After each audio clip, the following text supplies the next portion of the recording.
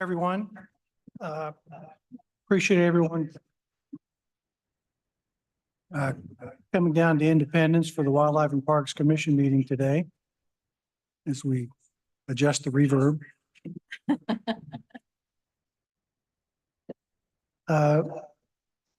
Little late getting started, but highway construction means progress around the state, so we have no complaints with that.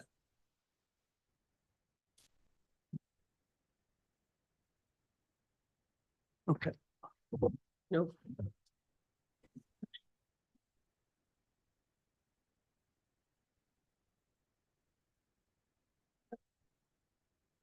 Test. Perfect. Great job, Jason. I'm Whitney Dameron. I'm the chair of the Kansas Department of Wildlife and Parks Commission. This is my third meeting, I believe. I appreciate the opportunity to be back here again. With the 2024 legislative session, they made some changes to the commission makeup. We have some new commissioners here today, so I thought we might take just a little bit more time introducing ourselves other than just saying hello and where we're from.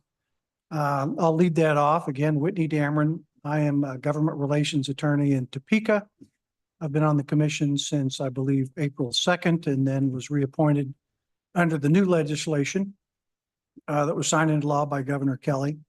I've enjoyed my time here so far. Look forward to the next 4 years of what my term is. I do appreciate what the department does and also what the commission does. And I've watched from my professional life over the years, the interaction between the two, as well as the legislature. And I think we have a vital role of taking input from the public, from residents and non-residents alike, bringing our opinions and our advice and counsel to the department and sharing our thoughts with them kind of as the sounding board from the public and trying to balance the needs and the wants of the people, but also respect our wildlife, our parks, and the fishing and the hunting opportunities for us, but as well as generations to come.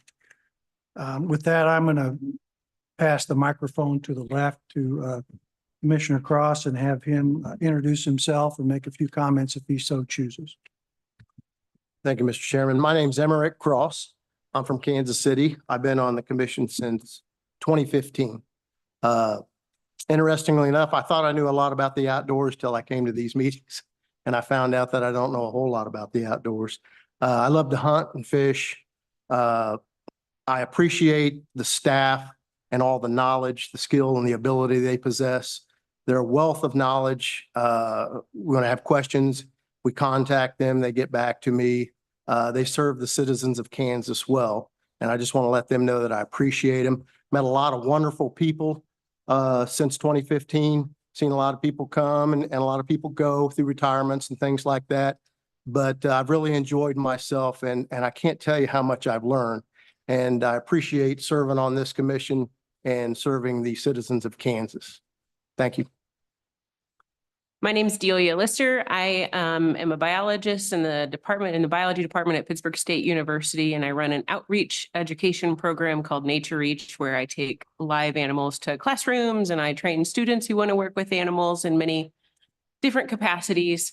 And I think I've been on the commission for 2 years. And yeah, like Emerick said, it's definitely a learning experience, and but it's been well worth it. And just echo what he said about the staff. I just really appreciate all the work that the staff does. And yeah, thank you so much.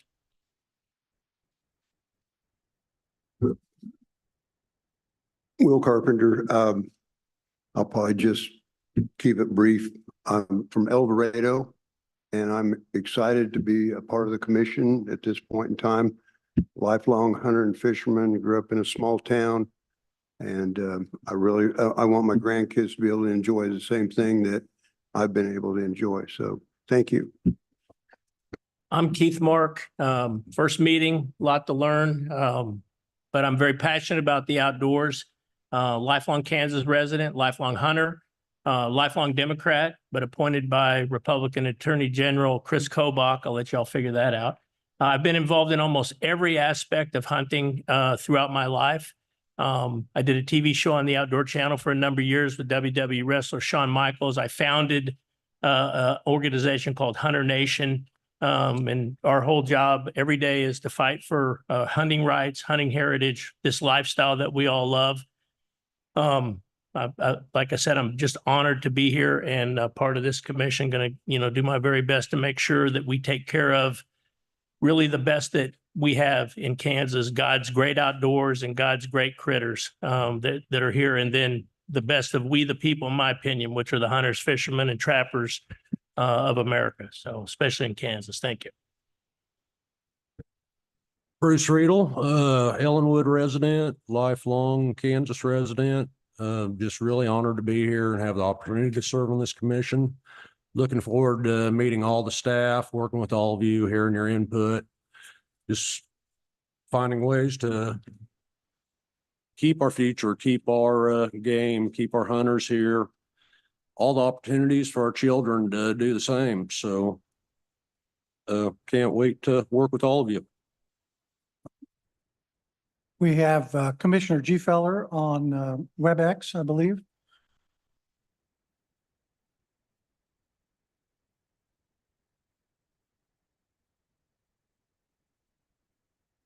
You are muted, Warren. There we go. Yeah, I'm Warren Gefeller. I've been a commissioner, I believe, for 3 or 4 years. I can't remember. I'm from Russell, Kansas, native Kansan. Lived and worked pretty much all over the state. I own and operate a ranch outside of Russell, Kansas currently. I too am a lifelong hunter. Fisherman, not so much anymore, but used to do a lot of it.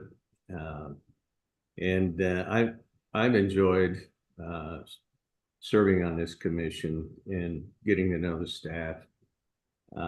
These are the people that have made Kansas hunting a popular destination for a lot of people, and it's put Kansas on the map. So look forward to working with everybody. Thank you. Thank you. Mr. Secretary, it's time to introduce staff.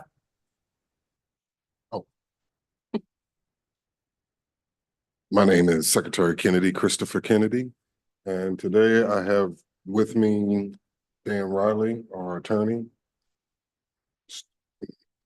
I didn't know I was going to introduce Stuart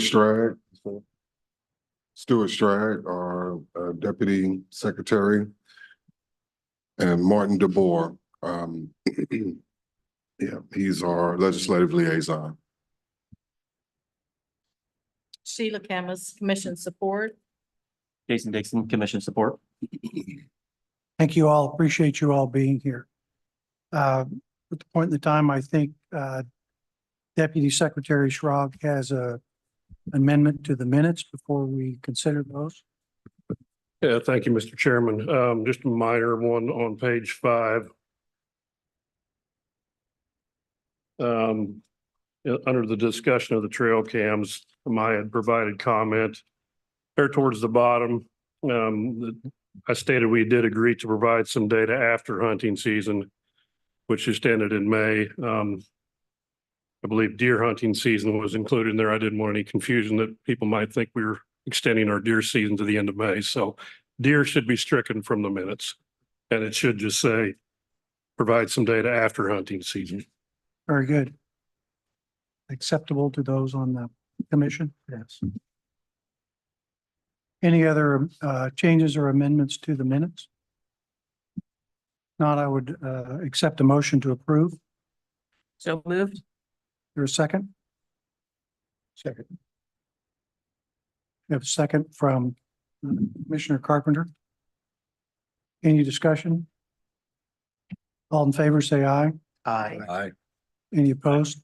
No. I think I skipped over addition and deletions to agenda items. Mr. Secretary, are there any changes we need to consider? No, sir. Perfect. Moving forward, department report. It's like Eric Denault. Is that where we're at?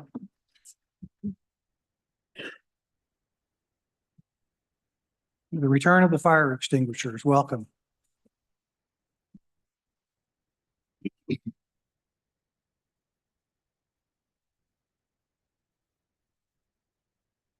Thank you, Chairman, members of the commission. I am here to talk about fire extinguisher regulation 11530-4. I guess I should introduce myself. My name's Eric Deno. I work for the law enforcement division as a captain, and I am also the boating law administrator. So I administer the Coast Guard grant.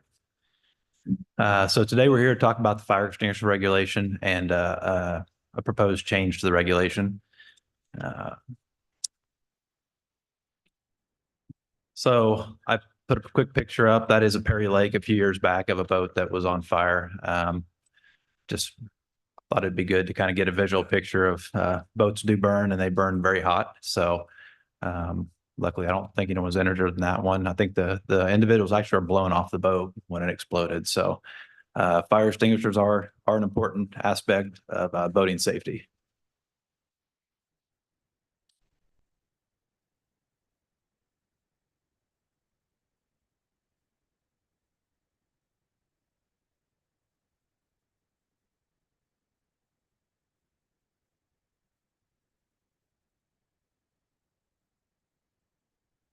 Okay. All right. So what we're talking about, so I'm sure everyone's aware there's been some controversy with the regulation change. And so I tried to kind of put a little bit of information here that's kind of basic, but also, and I know there's been some new commissioners, so I'm trying to kind of catch everyone up and what we're trying to do here. So what we're talking about is a portable fire extinguisher that we'd put on a boat. And the requirements under 11530-4, which is a regulation. You can go ahead and go to the next one. So there's always the why, right? Why do we propose this regulation change? It's not just to mess with people and try to catch people doing things wrong and things like that. And on December 8, 2022, we were notified by the United States Coast Guard of a regulation change in the Code of Federal Regulations, which is 33 CFR 175 subpart E, which is the fire protection equipment. And then, of course, according to Title 46, and I'll try not to read all of it, but basically the federal government likes us to follow their regulation and keep the same regulations. So consequently, states with and ECOS is another issue, but we're talking about the fire protection equipment. They're basically asking that we update our regulation to follow the federal guidelines, is what they're asking for. Go ahead and continue to the next one, please. And we have to follow it exactly the same as theirs. Oh. Okay, so what does that mean for us? Why the regulation change? So in our own statutes, 321101, the policy says it is a policy of the state of Kansas to promote safety for persons and property and connected with the use of operation and equipment of vessels and to promote uniformity of laws and regulations relating to there too. So in state law, we are required, Kansas Wildlife and Parks is required to investigate boat accidents, and we are the reporting authority to the United States Coast Guard.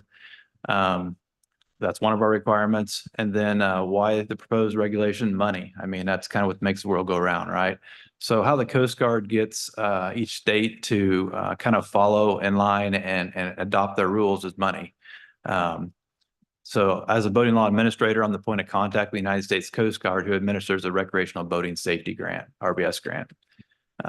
The RBS grant is awarded yearly to Kansas Wildlife and Parks. The money is in form of reimbursement, so they don't hand us a check for the amount. Basically, they tell us how much money we can match for reimbursement. So basically, we're awarded the money, and then for every dollar we spend, they reimburse us 50%. So if I buy, you know, a $50,000 boat, the U.S. Coast Guard reimburses back $25,000. So basically, we're getting our boating safety equipment for half price. And there is a cap on that right now. We're basically allowed about 1.1 to 1.2 million, and that's figured on boat registrations and things like that. So when we talk about always increasing boat registrations and getting more boaters, that's one of the things we're wanting to do is the more boats we get, the more money we get from the Coast Guard, which allows us to match more. So you can go ahead. So what are the requirements to receive the boating safety grant? Yearly Coast Guard application, yearly closeout report, certified reports on number of vessels registered in Kansas. Like I said, that's how we get that money. And then financial reports. Obviously, when we spend money, we have to document that and send that to the Coast Guard for our reimbursement. And then I'm required to attend yearly trainings and represent Kansas as one of the states at the NASBLA conference where we have voting rights. We're required to have a vessel registration system. So obviously all Kansas boats in Kansas have to be registered in Kansas. We have to have a system in place. And then we have to enforce boating safety regulations and report boat accidents if it meets the threshold to the boat accident report database, which is BARD, which is administered by the Coast Guard. And then, of course, adopt boat safety regulations in accordance with the United States Coast Guard regulation, which is where this fire regulation comes into play. You can move forward, Jason. And I'm not going to read all this. So this is our current fire extinguisher regulation. The biggest thing on this, I just highlighted in red. United States Coast Guard approved hand portable fire extinguisher of type B size 1 or type B size 2 or both shall be carried on board each motorboat as determined by the following classes. And so basically it goes through and says different classes of boat require different sizes of fire extinguishers or amount of fire extinguishers. And I can sure provide you that regulation. You can go ahead and go forward. And so this is just a real easier way to look at it. This is our current regulation right now. Class A boats less than 16 feet are required to have one if they have closed compartments, 16 to 26, one B1, and then so far, and the larger you get, obviously, the more fire extinguishers you got to have. And that, like I said, I put that in there because it's just easier to kind of visualize, I guess, how many you're required to have. You can go ahead and go forward. So the proposed change, and I didn't put the whole thing because it is rather lengthy. I think you guys were all provided that regulation. The biggest thing is they've changed some of the wording on it. It doesn't change the kind of fire extinguisher, it just changes the wording. And it does have a 12-year limitation on or expiration on fire extinguisher, but that's kind of the big change. So it used to be type 1 or 2, type B size 1 or 2. Now they've went to size 5 or size 20. Type B. So B is, I always just figure B for boats. That's the kind of fire extinguisher you need. Type B fire extinguisher puts out like oil fires and stuff like that, gas and oil fires. So what we're recommending is basically to change the wording from B2, B1 to 5B or 20B. So it's just a terminology change. And then we got add in the 12-year expiration of fire extinguishers. So after the 12th year of manufacture, the fire extinguisher no longer be a current fire extinguisher, need to be replaced. And so, like I said, I put a little bit of that in there. You can see where we struck out the type B size 1, type B size 2, and put in the new regulation terminology. So if you want to go to the next slide, it makes it a little easier. So I should say there's two changes, the expiration, and then what they did is they went in and they looked at boats, and 2018 or newer basically already has the new fire extinguishers or should have the new fire extinguishers. So they're requiring those vessels to have the new fire extinguisher, the 5B or the 20B. Older vessels, there's a good chance they're going to have the older style fire extinguisher. And so they're allowing them to continue to have that until they reach that 12th year. And then when they update and get the new fire extinguisher, they'll have to update to the newer model, the new terminology, new classification. I will tell you, if you go to your local store and try to buy one, it's gonna have the new classification. So they're already out there. And it's the same requirements as far as numbers, the amount of fire extinguishers. It's just with the new terminology. Instead of 1 or 2B, it's 5 or 20B. So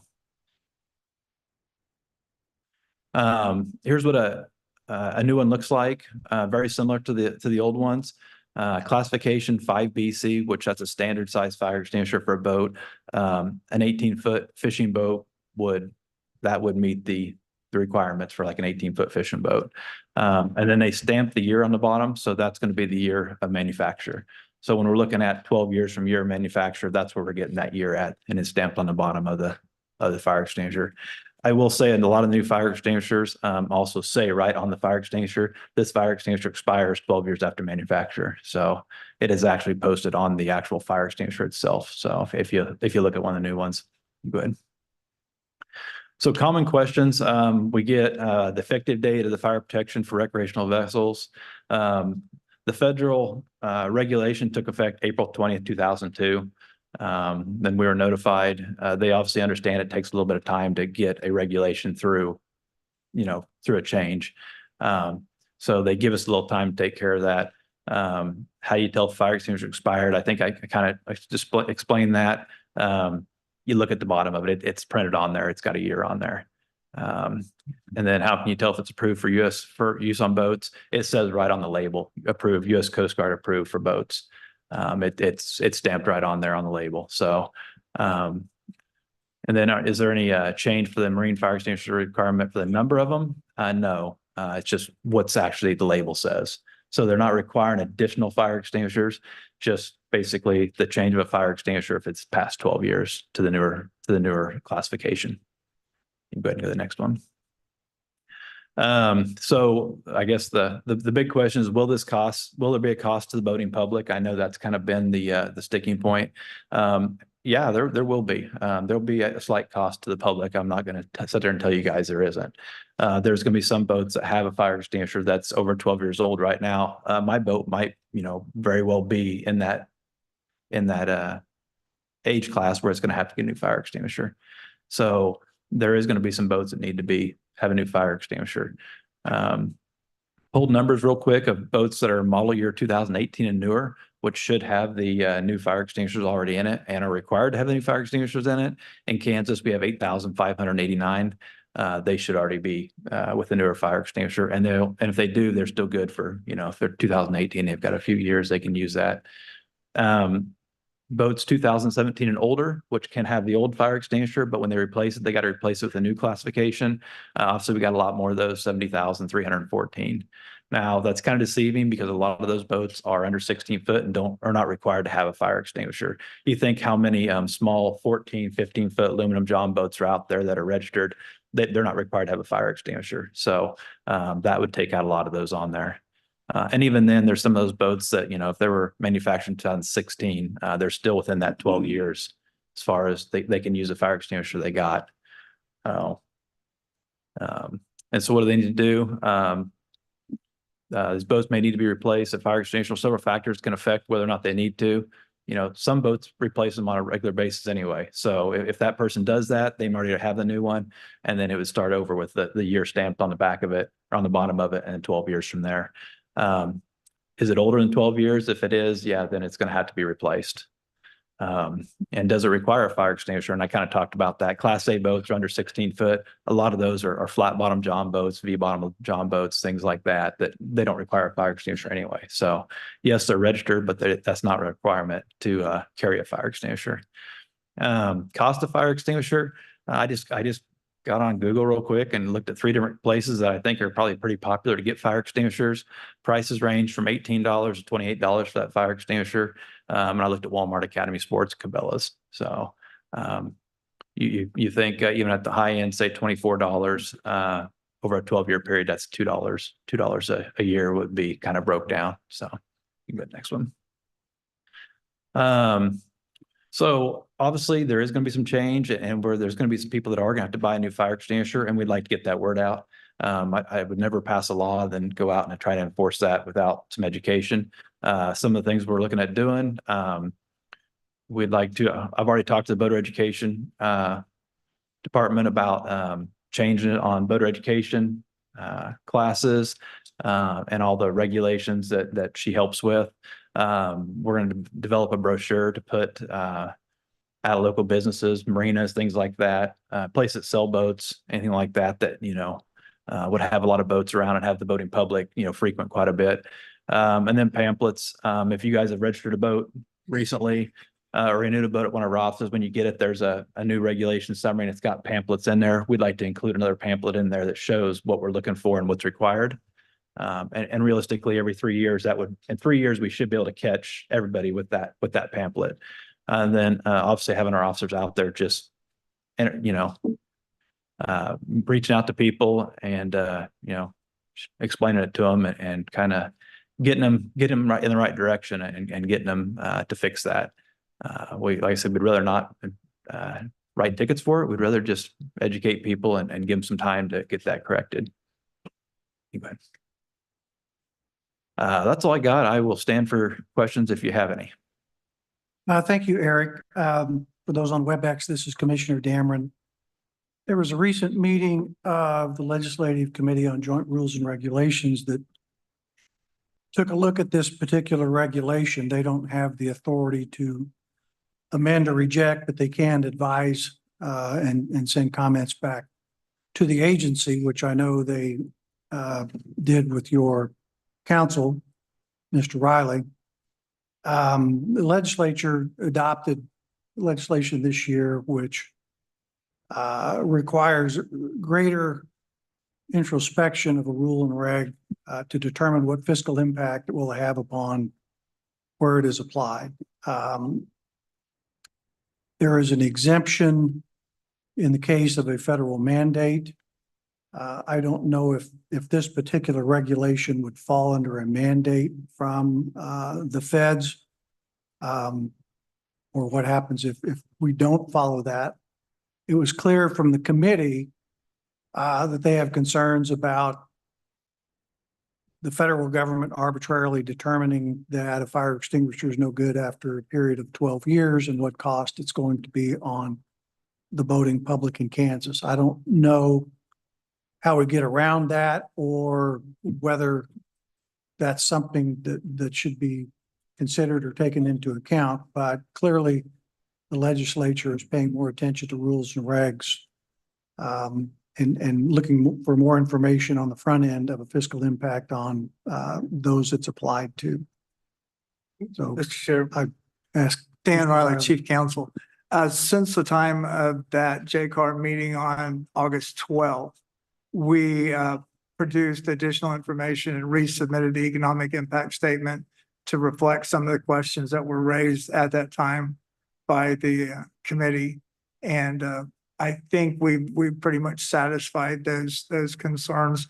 And that amended economic impact statement is back at the Office of Budget now, and they've reviewed it. So I think that we've answered many of those concerns about the cost and how many fire extinguishers will be required to be purchased as a result of this. So hopefully we've satisfied those inquiries.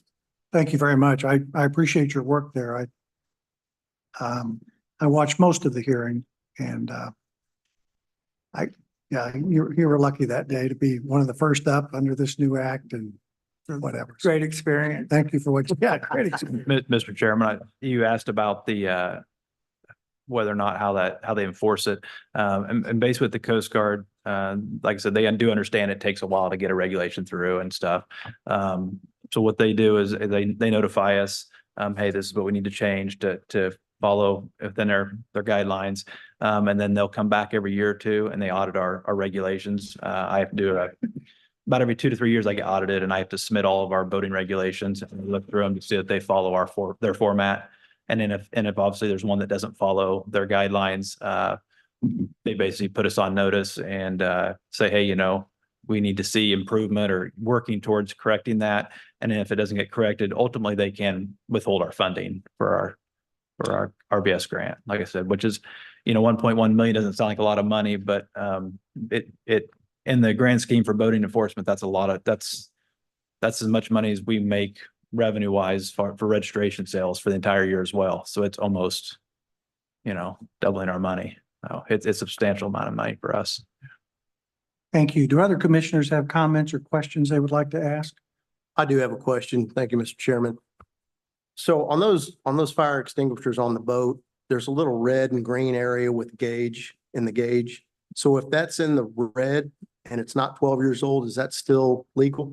So if it's displaying expired, it's expired, or if it's saying it's still good, but it's past the 12 years, it would be Okay, considered got it. expired either way. Yeah. Just want to make sure I was clear on that. Thank you. Yeah.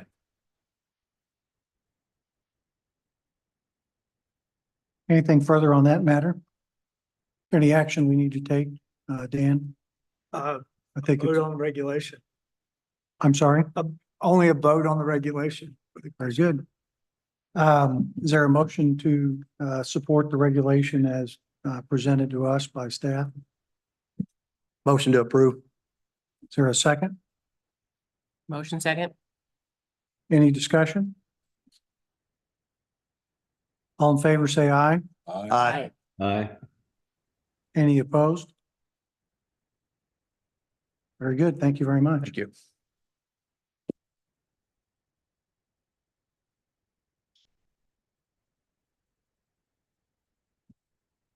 Item 6 on the agenda, general public comment and non-agenda items. Sheila will keep me on track here. Is this the point where Deputy Secretary Schrog? Now he's going to do it before the secretary's remarks in the next section. So Very good. Perfect. Okay. We are ready for general public comment on non-agenda items. Chris Tymeson, welcome back to the commission. Please identify yourself for WebEx. Sure. Is this on? All right. Mr. Chairman, members of the commission, I am Chris Tymeson. And for those who know me or don't know me, I sat at this table for 22 years and worked for the department as the chief attorney and did legislative work. But now I'm with Safari Club, which is why I'm here today, Safari Club International. We're an organization that's been around for 50+ years. I do government affairs in the West, so everything west of the Mississippi I cover. We have 8 attorneys on staff, 6 government affairs officials ranging from 2 in Europe, 2 in DC, and then the 2 in the States. I just happened to have a day free, so I thought I'd come by and introduce myself again or remake your acquaintance. This month, for example, I've been in Texas 3 times, Colorado, Louisiana, Mississippi. So I have a fairly active travel schedule. I think Southwest and Marriott love me at this point. What do I do for Safari Club? I draft public comments. I watch regulations. Safari Club's mission is to protect the freedom to hunt worldwide. And we have about 50,000 members and we're continuing to grow. We've had 47 of 49 months of continuous growth in our membership. We have a foundation that does conservation projects all around the world. I know our chapters also do conservation projects. Here in Kansas, we have a chapter in Kansas City, and that's the backbone of what we do. Those are our volunteers. And we have an annual fundraiser as a member of that chapter in March, and then do conservation projects the rest of the year.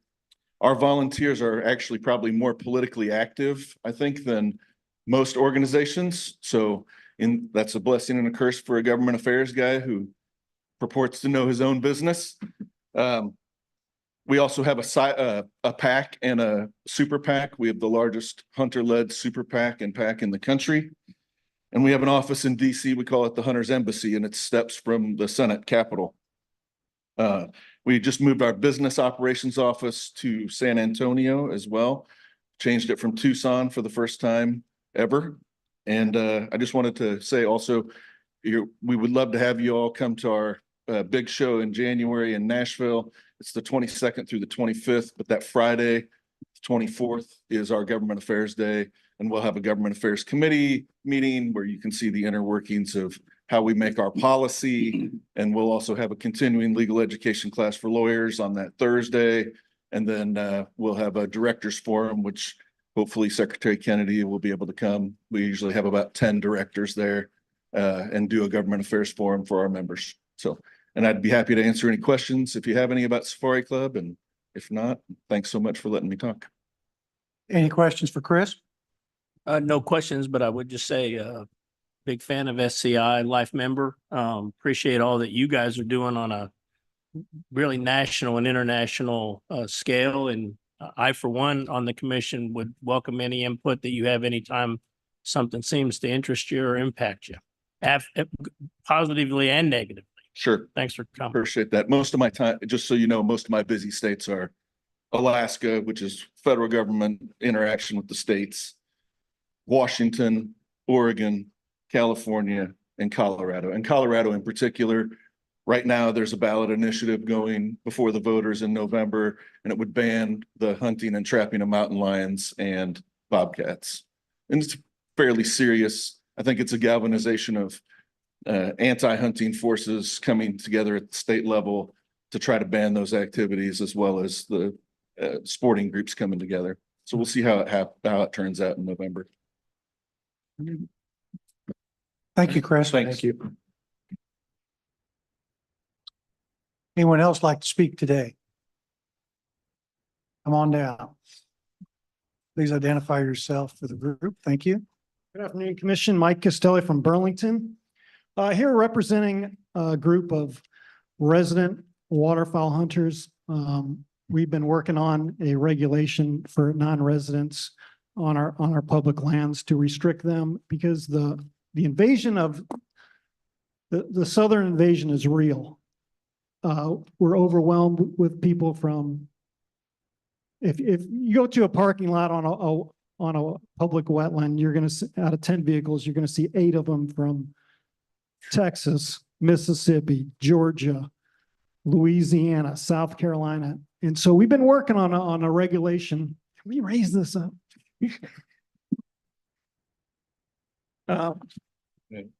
Very good. Yeah. No. Sure.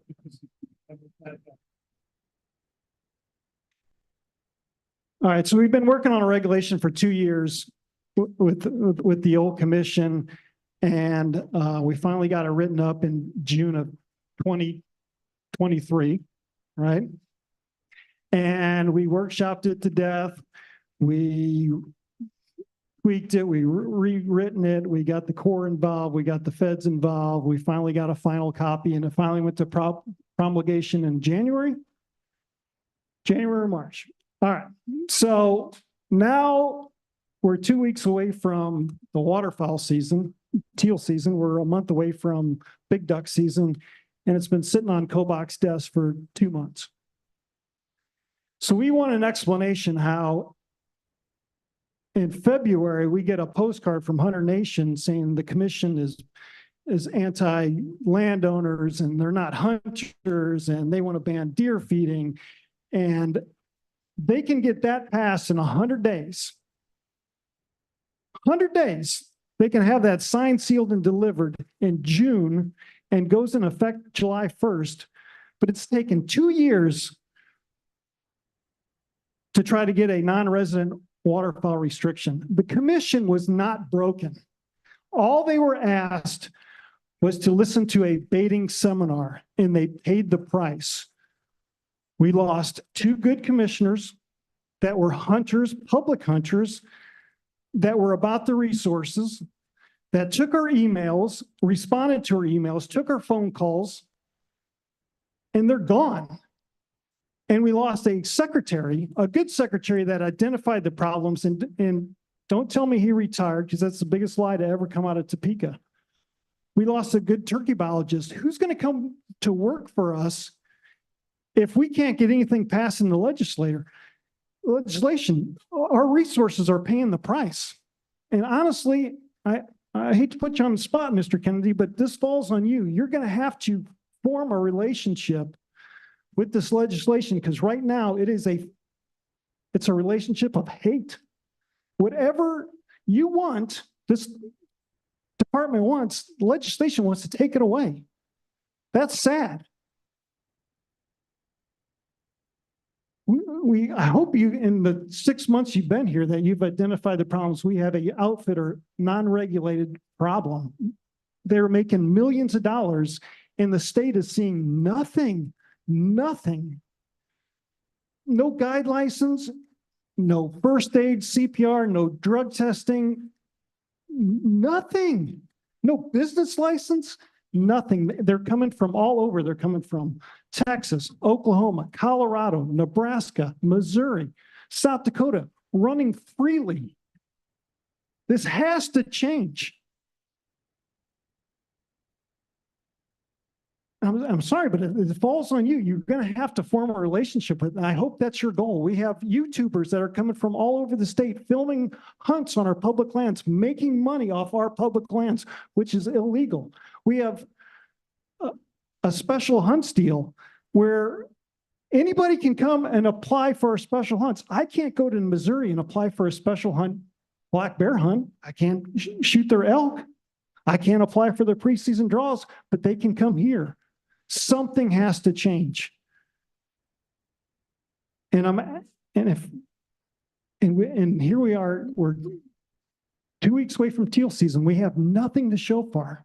2 years, at least 2 years in the making, trying to get this regulation passed. Nothing. Thank you for your comments. Do we have questions from the commission for this gentleman? Thank you for your comments. Any further public comments today? Yes, sir. I have Ed Vanderbeck, Columbus, Kansas. What I have is a lot of what Mike just said there. The questions I have, who's really running KDWP? Is it the legislator or is it you guys? It looks to me like it's the legislator that's telling you guys what you got to do. And that's kind of a messed up situation in my mind. Okay. And I personally, I think every guy ought to have a license. They ought to be certified with first aid if there was an accident. I got a friend that's a guy in Oklahoma 2 years ago. A gun fell over, went off, shot a guy in the blind, and they had to med flight the guy out. And the only reason the guy didn't die, there was a doctor in the blind. Somebody has no kind of medical attention, that guy's dead. So, and as far as that's, you know, where the legislation's now, this economic impact study, there is no way they can even begin to prove that it's all subjective to, you know, well, how many people are going to come? There's no way they can prove this.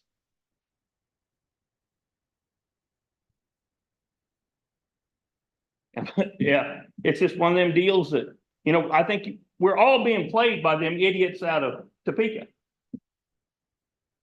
And, you know, we have legislators that are guides, and I think that is where a lot of this is coming from. And we need to be able to stop this. And that's all I got. Comments from the commission? The only comment I would have is that all of the legislators in Topeka come from all corners of the state. Yeah. Not from Topeka, all of us, wherever we come from, you know, big cities, rural areas, you know, they get voted in and get voted out. So you know, that'd be my only comment.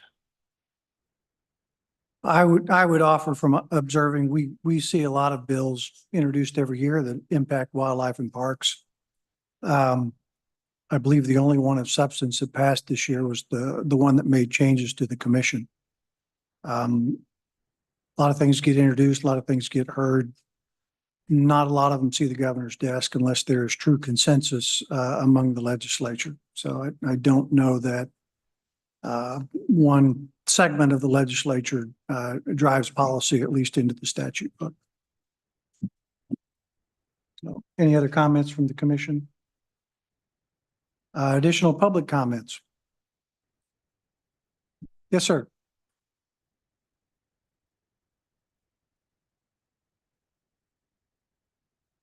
Yeah, my name is Ken Baragi and I've lived here all my life. And I was talking to a game warden here a while back. And out here at the Buffalo Ranch, they're gonna start, they used to just have a piece of paper when you wanted to hunt, you'd fill out. Well, now they're going to apps, you know, and I don't even know what an app means, you know, I still got this. So I'm wanting to, they said, well, we might go back to having a telephone number where you can call. And I hope they at least do that. Because I even got friends that I don't even know how to get on a computer. So I don't think I should be denied being able to hunt out there, you know. And then another thing I had, the federal or the state doesn't have anything for veterans. I'm not a veteran myself, but you know, when you buy tags or whatever, they don't have any kind of discount for the veterans. You know, even 5%, 10%, something for them. I think you guys ought to do a little study on that and maybe, you know, let's get our veterans taken care of too.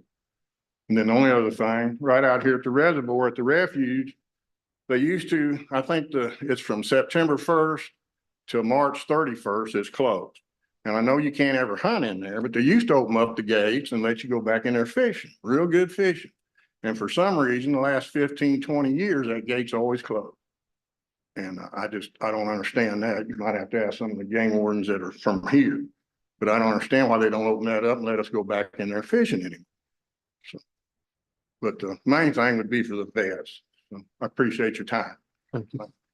Thank you. We've seen legislation related to the vets. Most don't make it to the governor's desk, but they are introduced, they are heard, and the legislature runs quite a bit off fiscal impact. What impact it would have on Pittman Robinson funds, license funds, and so forth. It can get pretty complicated pretty quickly. And that's probably about as far as I should go with my comments, or I'll venture out areas that I don't know what I'm talking about. Deputy Secretary Schrog, did you have a comment to make? Yes, sir. Thank you, Mr. Chairman. If Jason Deal, if you would get with that last gentleman and answer, I think you can answer most of his questions that he has. So if you would do that, I'd appreciate it. Thanks. Thank you. Further public comments?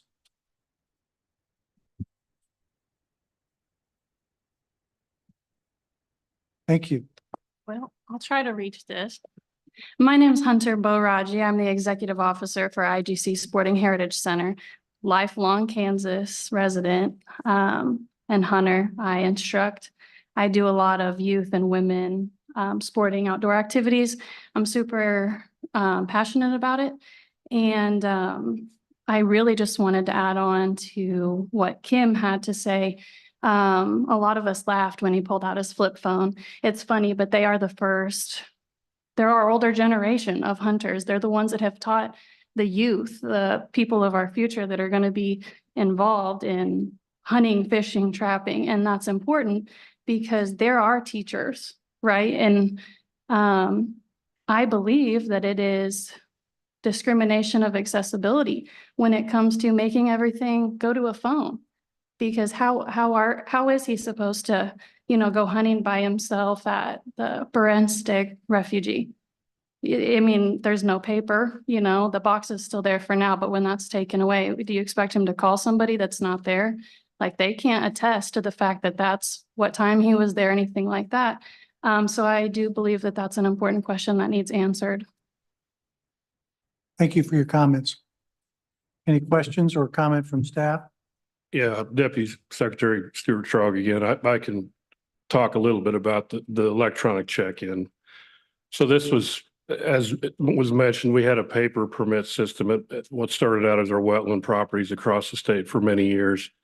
And then with new technology, new phones, everybody on their phones, the new technology age that we transitioned into, those paper permits were taking a lot of time and effort by staff to collect and extrapolate all the data out of. So we started off with the ice sports program still at those wetland properties. It advanced to the point where we were adding new properties because what we found was that real time at the fingertip ready data was very crucial to this actual process here for regulatory change. And that was very evident with the non-resident waterfowl proposed regulation. We were able to start pulling some of that data and show some trends in resident versus non-resident usage. We did have on the docket to run through the commission process, adding all state properties to that system.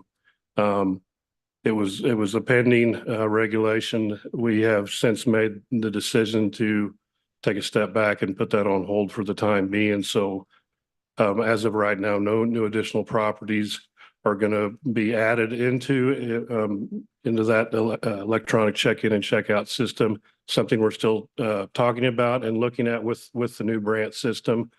There were some other things, Brant being the new licensing system. We wanted to get some of those other things, those bugs worked out before we really sat back down and tried to talk about implementing and adding more properties to that system. So that's kind of where the status is right now. Okay, and I understand the importance of moving and technology, getting involved in that because we do have younger generations But I do believe there still needs to be a secondary option. Paper, it doesn't have to be paper, but as he mentioned, a phone call, a call in. Right. That's easy. Right. And we've discussed that and we're fully aware that, you know, there are some gaps in cell tower coverage and we realize Southeast Kansas is one of those areas, you know, our public lands managers and game wardens down here have identified that as well. So that's still all part of the conversation. So Well, thank you for your time. thank you for your comments. Yes, we can do that. Any further public comments today? We have a second chance later on, so this is your own chance. Step right up. Thank you. They have a comment. My name is Mark Lehman. I'm the president and co-founder of the IGC Sporting Heritage Center here. I just want to let you know how much we appreciate you picking us and coming to our little community here. And we built this just for things like this, to help the public and to help the departments and to be an active role in wildlife. So thanks for coming. Thank you. It's a wonderful facility. Yes.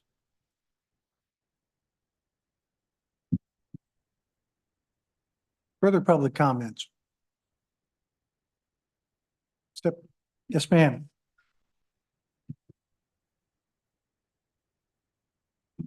My name is Beverly Harris and I'm from here in Independence. And if there is any legislation about it or regulation, I'm not aware of it. But this morning, one of the female campers went to the restroom to take a shower. And when she came out, she had a robe on, thank goodness, but there's a man standing there and nothing on from the waist down, pulling up just a pair of shorts. And she, what are you doing in here? And he said, I identify as a woman. And I think there should be some, you know, we got females, we got little kids. Is there something that they can do to say, if you're biologically born a whatever gender, you can only enter this bathroom? Because that wouldn't be good for all the little kids and stuff in there. Thank you. Defer that to legal counsel at some point in time. Further comments? Okay, we'll move on. We'll revisit that later on. We're now up to, back to the department report, and I'm going to call upon Deputy Secretary Schrag to make a presentation for the secretary. Speaks. Thank you. Thank you, Mr. Chairman, Commissioners. Yeah, on echo what was just said too, appreciate the Heritage Center hosting this today. I have to admit, looking around, it's a little distracting and it does nothing but make the itch for cooler temps and be sitting in a tree stand with a bow a little stronger, but it is a really cool setting. So thanks for hosting us. I have a personal presentation I'd like to give today, but before that, I've got a few comments. President Teddy Roosevelt years ago stated that the nation behaves well if it treats the natural resources as assets, which in turn must turn over to the next generation increased and not impaired in value. And I hope, you know, those are really wise words that I hope we all embrace and adhere to. Many involved with outdoor recreation, hunting, fishing, most wildlife management enthusiasts have heard of the North American model of wildlife conservation. This model is the world's most successful system of policies and laws to restore and safeguard fish and wildlife in their habitats through sound science and active management. This model operates on 7 interdependent principles, and these principles are: wildlife resources are conserved and held in trust for all citizens. Commerce in dead wildlife is eliminated. Wildlife is allocated according to democratic rule of law. Wildlife may only be killed for a legitimate, non-frivolous purpose. Wildlife is an international resource.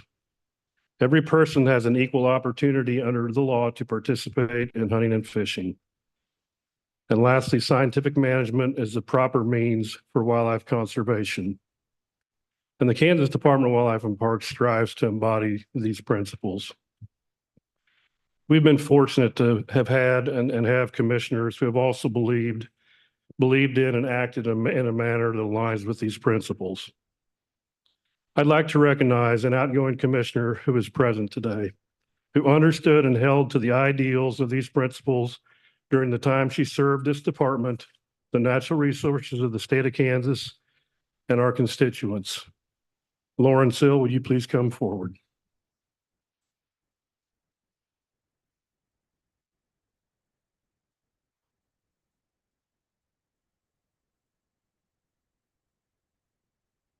So today, the department's presenting this certificate of appreciation to Lauren Quayle Sill for her time of service from 2019 to 2024. And it states the staff at the Kansas Department of Wildlife and Parks in the state of Kansas extend their heartfelt gratitude to you for 5 years of dedicated public service. Your commitment to Kansas's natural resources has ensured our native species will continue to flourish and that future generations will enjoy the benefits for many more years to come. Ad Astra per Aspera. Thank you.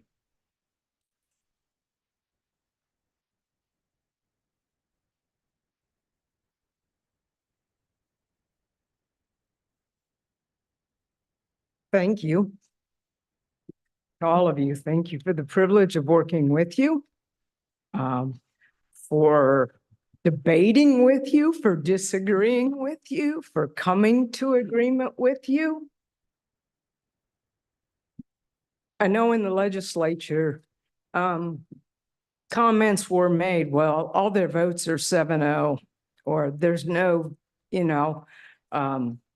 dissension.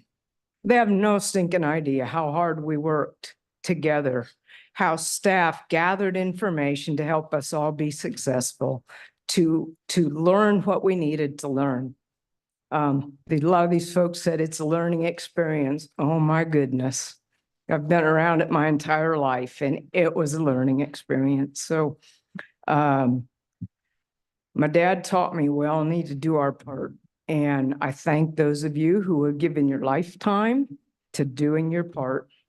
And for those of us that are constituents, we need to keep doing our part too. And that looks different for all of us at different points in time.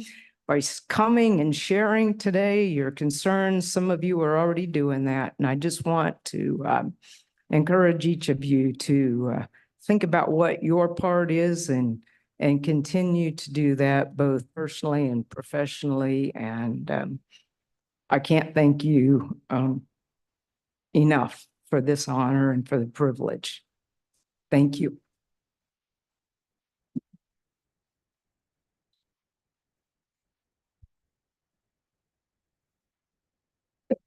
Mr. Secretary, the floor is yours.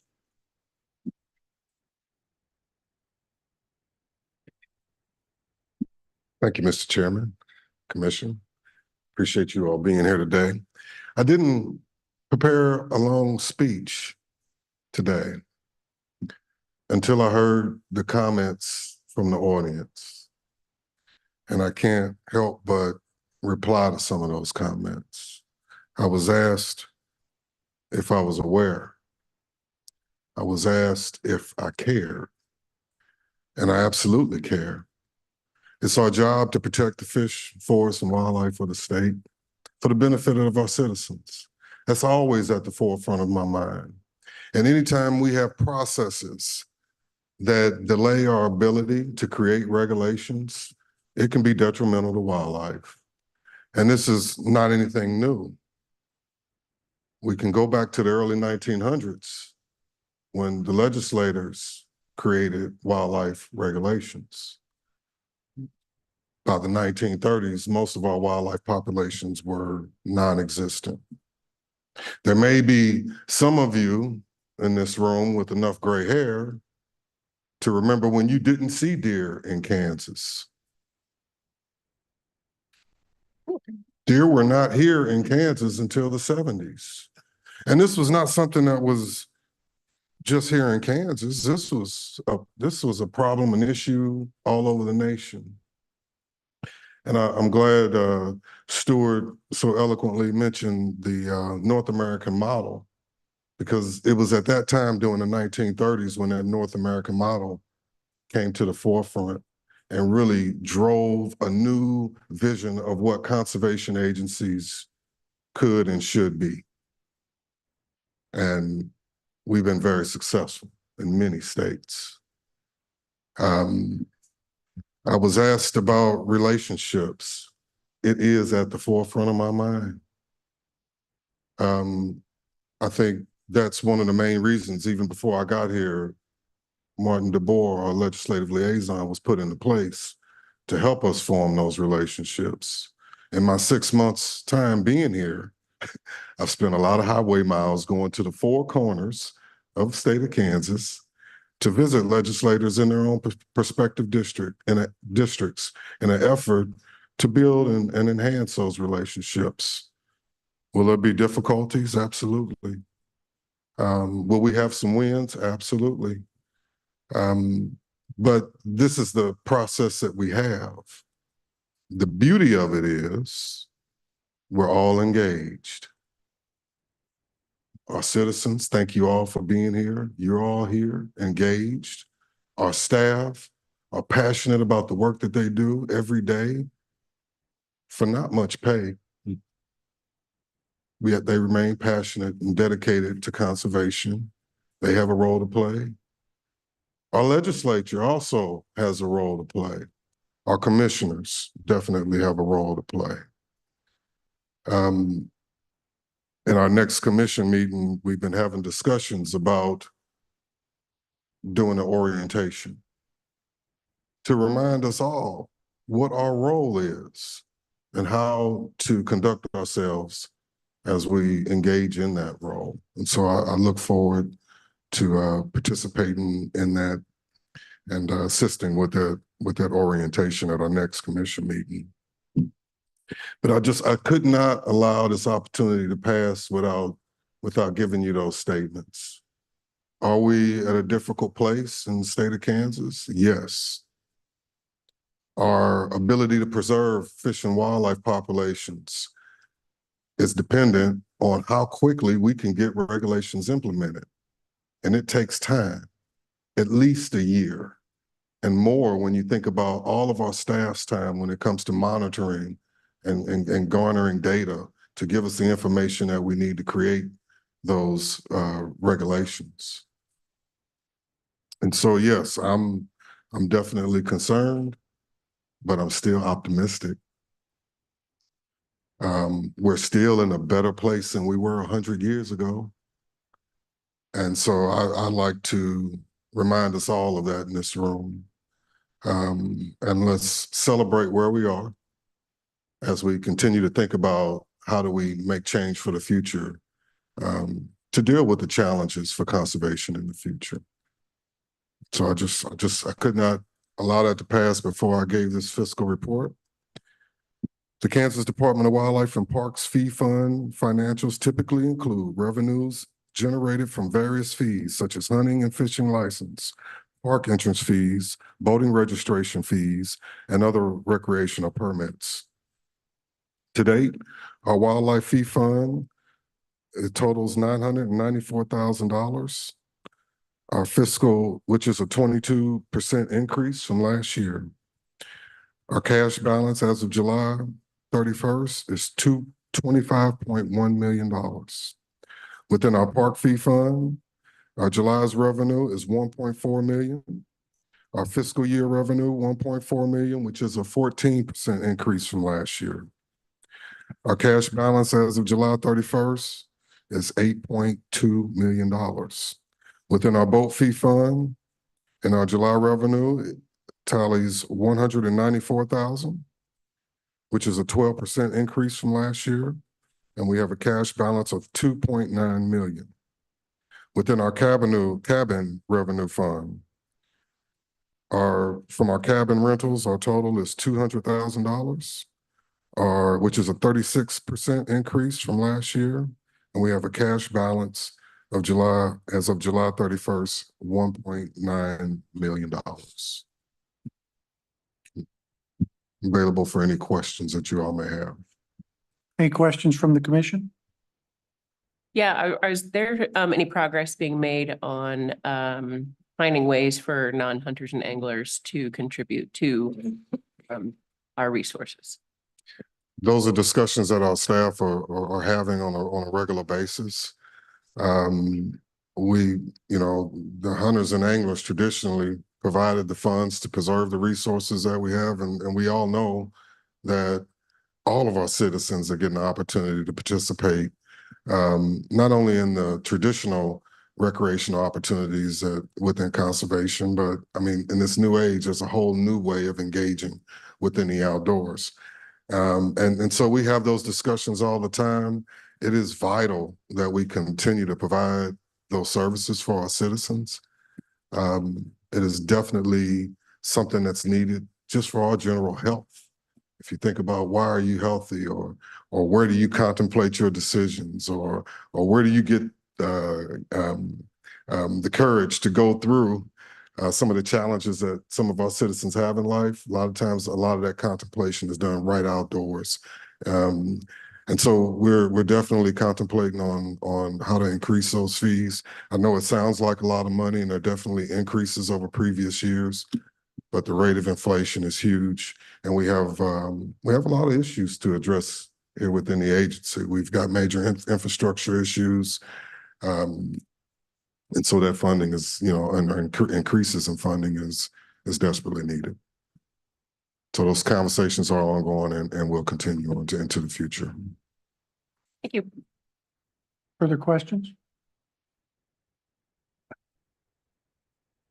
Commissioner Carpenter? Thank you, Mr. Chairman. So will we have, or is it back there on the table, the amounts that you just mentioned? Is that part of the presentation back on the table? No. It's not in our packets? No. No, sir. Okay. No, sir. Can we get a copy of the fiscal notes that you just Absolutely. mentioned? Absolutely. Okay, very good. Thank you. I'll get it and send them to you. Okay. Thank you, Sheila. Further questions? Thank you, Mr. Secretary. Thank you, Chairman. Martin? Tell us about the legislature. Thank you, Chairman, Commissioners, Martin DeBoer, Legislative Liaison. As Secretary mentioned, I was brought in just shortly before him back in March, but I had the great and fortunate opportunity for working for the legislature since 2019 in legislative research as a fiscal analyst. And it was quickly identified that, yes, we do need to rebuild some bridges, but not only the communication, but also educate them on what the agency does. So that has been one of our priorities, not only communication, but the education, and provide information to them so that they understand where we're coming from and make better decisions. That being said, legislature's quiet. We're in the interim. Our budgets are due. We have a submission due date of September 15th. So we've been working hard on that. El Dorado State Park is listed as a destination on the legislative bus tour here in September. Tentative date is the 24th, when we should be seeing them stop down. My understanding is it will comprise members of House Appropriations, Senate Ways and Means, and the JCSBC, the Joint Building Committee. And then our 5-year capital improvement plan is tentatively, the presentation is approximately second week of October. So as we get further down the road and those agendas come out, we'll keep you up to date. Other than that, I'll stand for questions. Any questions for Martin? Martin, I would have a question for planning purposes. As the department looks to the 2025 legislative session, is there a timeline for consideration of any legislative asks outside of budget that the department may be making or contemplating, or is that known at this time? We have not really had those conversations yet. We're open for discussion if you have any ideas. There are a couple of dates, which off the top of my mind, I can't remember, but I can get those to you on when the governor's office would like us to submit any proposed or ideas for legislation. But I can reach out to you and let you know what those dates are. Very good. Thank you. Thank you.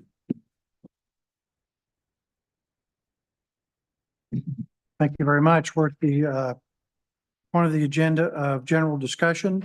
Would it be time to take a break, Mr. Secretary?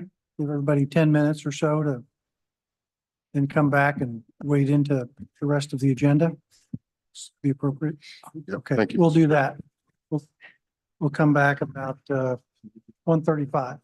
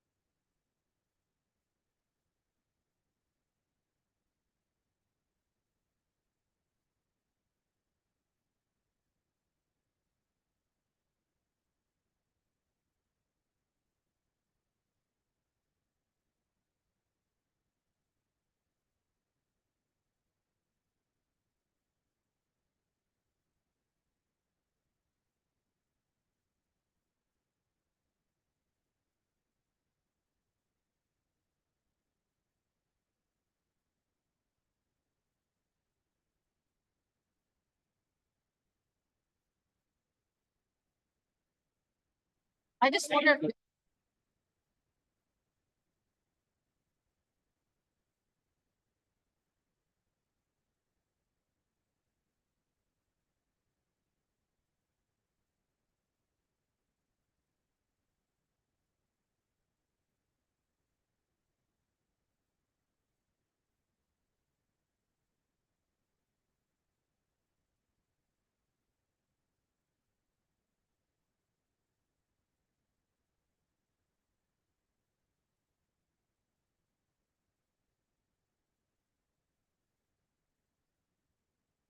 Okay, this is your 2-minute warning.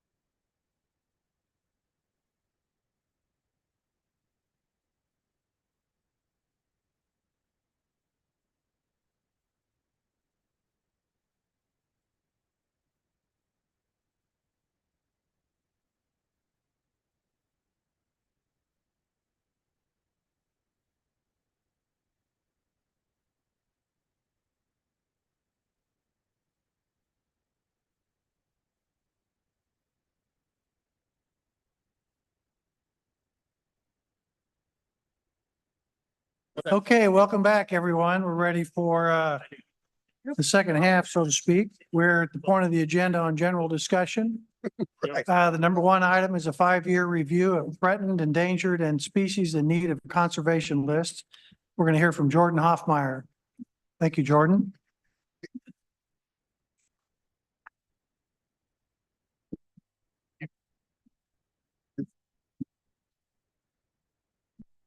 Stuart must have been up here last. Okay, good afternoon, commissioners, colleagues, and attending public. I'd be remiss in starting this presentation if I didn't acknowledge the guy that ran this process for several years before me. Ed Miller, would you stand up for a second?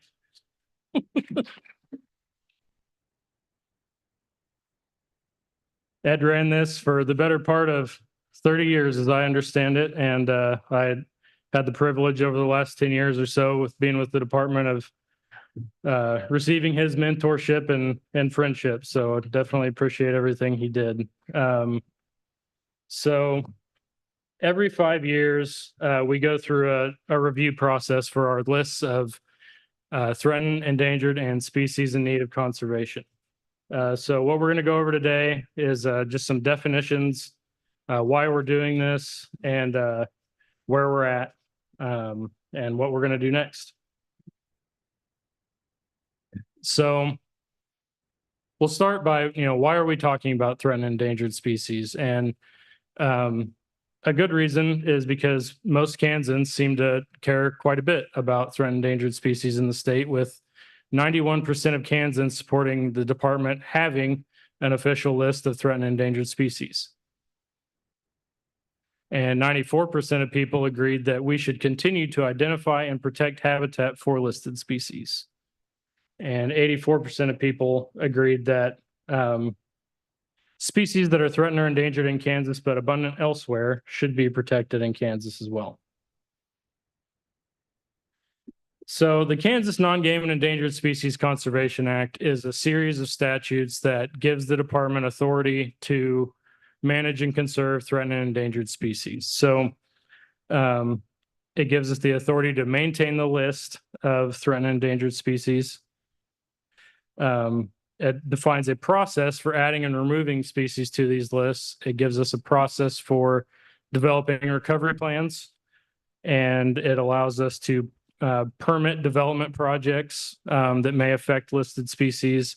It also allows us to enter into conservation agreements with landowners for conservation benefit of listed species. But we're just going to focus on the first couple of bullets there on that list today.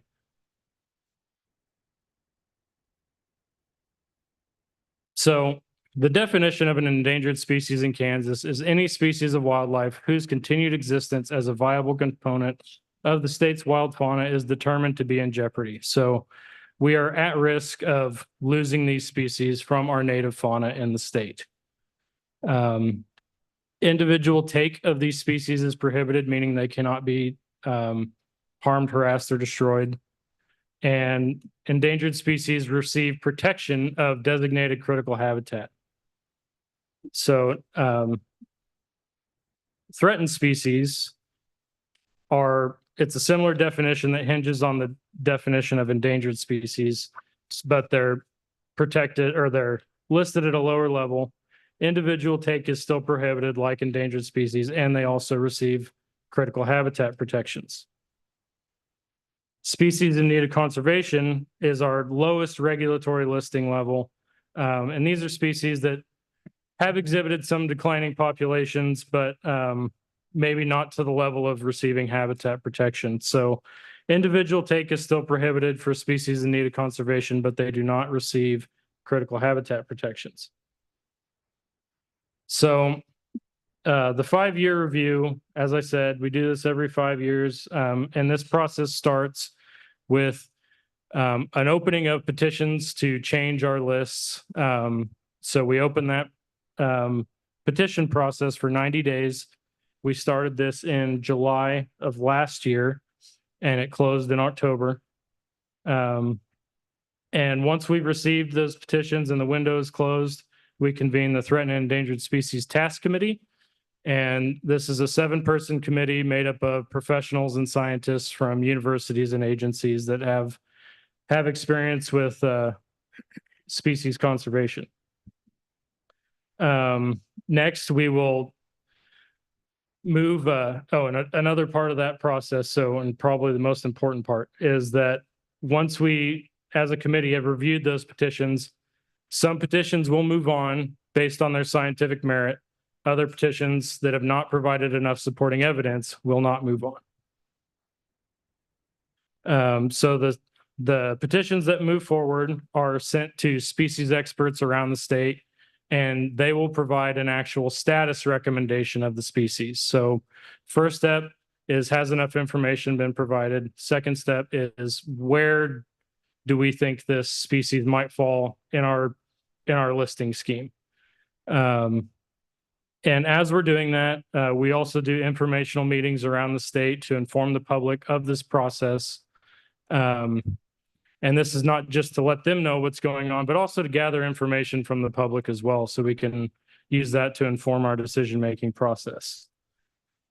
So once we've received those status recommendations from species experts, gathered information from the public, then we get with the secretary to formulate a final status recommendation.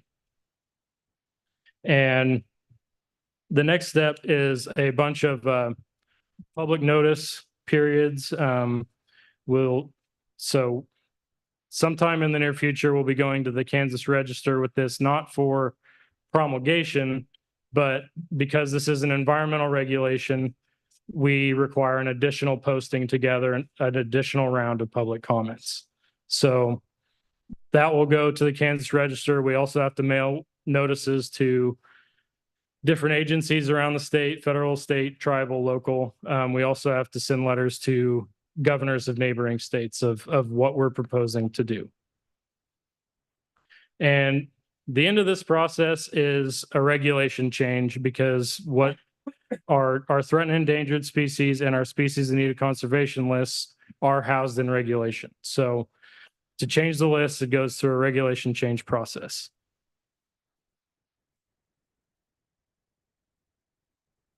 I may keep you real busy with the next slide. Okay, go ahead. So this whole thing can take 18 months or more. We're already past the 12-month mark, and probably no real end in the next few months. So this is kind of what it looks like. As I said, we started the petition process in July, closed it in October. Convened the Threatened and Endangered Species Committee. That wrapped up in December. And then we forwarded those petitions after getting with the secretary, and Secretary Lovelace provided concurrence on those. Next, please. So then we go to the species experts. At the same time, we're doing the public information meetings, gathering that information. Okay, go on to the next one. And then all of that is used to formulate a final status recommendation from the secretary, which will feed into our public notice process next, and then our regulation change process. So quite a few steps to go through, but I think it allows for a lot of good public input and make sure that we're making the right decisions for the state. Okay, next, please. So just a little review, some recent history, what the last couple of 5-year reviews look like. We had 3 status changes in 2019 and 2014. You go back one. Was a much busier year. So this kind of shows you that some years there are many more changes than others. Go next one, please. So with this round, there were 3 petitions that were determined of scientific merit to move forward, and that is to downlist the broad-headed skink from threatened to species in need of conservation, to downlist the northern map turtle from threatened to species in need of conservation, and to downlist the shoal chub from threatened to species in need of conservation. And there were also 3 petitions that were not selected to move forward based on scientific merit. Next, please. So now I'll talk a little bit about the 3 species that are moving forward, the petitions. Excuse me. The shoal chub is a small minnow. Most common place to find it is in the Kansas River and the Lower Republican River. It's very short-lived. It's in the pelagic spawning guild of fishes, meaning that it spawns in the water column and the eggs drift downstream as they develop into larvae. This also means that they need long stretches of unfragmented stream to successfully reproduce. So they live mostly in our larger prairie rivers. Next, please. So the shoal chub was listed as threatened in, I believe, 2009. The current petition proposes to move it from threatened to species in need of conservation. And really kind of see this as a success story, in that the current map on the screen shows where we understood the shoal chub to exist around 2009. And since then, we've done a lot of sampling in the Kansas and Republican rivers and found the species to be much more common and much more widespread than previously thought. So that is one of the reasons why we've selected this petition to move forward with downlisting. Next, please. The broad-headed skink is a similar story. So it's a relatively large lizard, lives in the eastern tier of counties in Kansas. It's semi-arboreal, so it relies on good forest habitat, namely mature forest that has a lot of fallen logs and standing dead snags. So like in the picture in the bottom left, it's kind of hard to see, but it's a great example of what good broadhead skink habitat looks like. It's got it's a tree with some sloughing bark, and you can actually see a couple of skinks up there behind those hickory leaves. Next, please. So the petition for broad-headed skink proposes to move it from threatened to species in need of conservation. And like I said, a similar story in that it's difficult to see in this map, but the red dots on that right map are where we understood the species to occur when it was listed. And we've done some pretty intensive surveys along that eastern tier of counties in the state, and found quite a few broad-headed skinks in the process, and also found them in areas that we maybe wouldn't have thought them to occur previously. So we've not only found more of them, but we found them using broader types of habitats. So they're not as reliant on oak hickory forest as we previously thought. They just rely on mature hardwood forest. And that's because of the increased number and broader habitat use is one of the reasons we've selected it to move forward. The next one is the northern map turtle. It's a semi-aquatic turtle. Unlike a lot of aquatic turtles, it doesn't typically eat fish. It eats mostly mussels, crayfish. And this species occurs mostly in the eastern rivers of the state. Next slide, please. So when this was listed as threatened in 1993, we really didn't have a lot of records of this species. You can maybe see on that map, we had in the early 1900s, we had just a few records of the species, and at one point it was considered extirpated from the state. Next map, please. Then a few more were collected through trapping in the 1990s. Next map, please. And then we recently partnered with Emporia State University to do some surveys, and what's been found, and this is not uncommon of map turtles in general, but they don't come into traps very well. So that may have led to an underestimate of their population sizes in the past. What we have found is you can readily identify them with spotting scopes. Emporia State went out and did a lot of surveys with spotting scopes and found the northern map turtle to be more common than previously thought. So that was one of the reasons that this petition to move it from threatened to species in need of conservation is moving forward.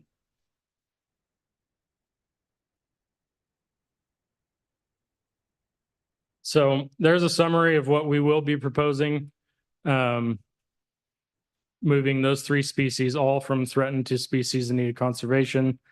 We do have a couple of other changes we'd like to make to those two regulations. Next, please. In that regulation, there's a date of possession documentation requirement. So say if somebody were to have a flathead catfish mounted on their wall and we were to list it, that without the proper documentation, that could be illegal. So the current regulation has an outdated date in it, and we're looking to move that to a more durable date, such as like within 1 year of effective regulation date or something like that, to give people time to acquire that documentation. Next, please. Also, this is an opportunity for us to take a look at the list, and our scientific understanding of relationships between organisms changes all the time. So scientific and common names change every so often. So when we do this every 5 years, we do take the opportunity to update those scientific and common names. But future opportunities to engage on this will be when it goes out on the Kansas Register as the intent notice, the intent to change the regulation. And I intend to be at commission meetings for the foreseeable future talking about this. So there'll be many opportunities for public engagement. And if anybody wants more information on this 5-year review, we have a document repository at that website there. And with that, I'd be happy to take any questions. Any questions from the commission? Any questions from the audience? I was derelict in asking for that before. I was told I should. I appreciate that, but those who went before, you're off the hook, and I saved you from that. Thank you, Jordan. Very good presentation. Appreciate it. Number 2, the Kansas Aquatic Species Recovery Program, returning the alligator snapping turtle to their former range in Kansas. Darren Rydell. Did I pronounce that correctly, Rydell? Right. Thank you, Darren. Good afternoon, and I'd like to welcome the commission and the audience here. My hometown, Independence. It's really interesting being in here. This is where I used to come to buy school clothes. It looks way different than it did at JCPenney's. Way cooler than at JCPenney's, let me tell you. I might have enjoyed those trips more. But anyway, I'm going to try to quickly go through and provide sort of a conversation story that Kansas Department of Wildlife and Parks has been part of since the 80s. And I'm doing so, I'm going to date myself a little bit, but it's also kind of important because this conservation story actually starts here, right outside of Independence as well. So next slide. This is the distribution of the alligator snapping turtle. So the alligator snapping turtle is, a lot of you are probably very aware of it. It's the largest aquatic turtle, freshwater turtle in the US. Reaches at sizes of 250 pounds or more. A denizen of the Mississippi River drainage. And here, this is from a recent publication. The red is the current distribution of the species, and the gray is historic range where the species was extirpated. You can see that the Neosho, the verdigris, and the Arkansas were part of that range. And what has happened over the years is due to various reasons, primarily commercial harvest, which I'll talk about, the species has declined throughout the red portions of its range dramatically over the years, which has affected the northern portions of its range. Next slide. So some questions though that we've received is, what is the historic population in Kansas? And honestly, we don't know. There are quite a few museum specimens. The old black and white photo was from the Parsons newspaper, or whatever the equivalent was in 1932. It's about 130-pound alligator snapping turtle off the Neosho River. It's the largest one known from Kansas. The skull is a museum specimen at KU from that's also off the Neosho River. Next slide. And the last known specimen from Kansas was caught right here in just south of Independence off Onion Creek. It's a drainage of the Verdigris River. It's about a 59-pound female. And what makes this so unusual and where this connection with Wildlife and Parks really comes in is a former employee of Wildlife and Parks and now one of our state representatives, Doug Blex, lives near this low water crossing. He was heading into work one morning in 1986 and he found that large female crossing that crossing right there. Total serendipity that somebody from our agency would happen to be driving down that road at that time. And, obviously he recognized it as something unusual. It was outfitted with a tag, released. The radiotelemetry tag failed immediately. It's 1980s technology. But lo and behold, some of Doug's neighbors were fishing in 1991 and they recaught that turtle and they saw that big transmitter on the back of the shell. They called Doug. Doug picked it back up again, and Emporia State University was starting some survey work. And so they re-outfitted it where they were able to follow the turtle for actually a year and a half before the new tags died. So this is, I got to meet Doug and the folks from Emporia State, which kind of routed me to Emporia State for my undergrad work. So this is a shot of me in 1991 with the last known alligator snapping turtle in Kansas.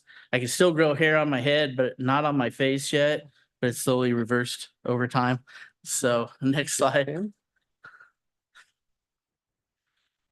Quickly, just kind of the listing history and how this all ties in is in the 80s, this species was petitioned for federal listing. It was not warranted because there's very little natural history information on it. It's a very secretive turtle. Rarely, if ever, comes on land, just kind of lays down there in the bottom of the river and does its thing. It was revisited in the 90s, not warranted, repetitioned around 2012. Finally in 2015, the service issued a 90-day finding saying listed may be warranted. And then in 2021, it was going to be listed as proposed threatened, although this has not been finalized yet. They're redoing the species status assessment, have some incomplete data from several states.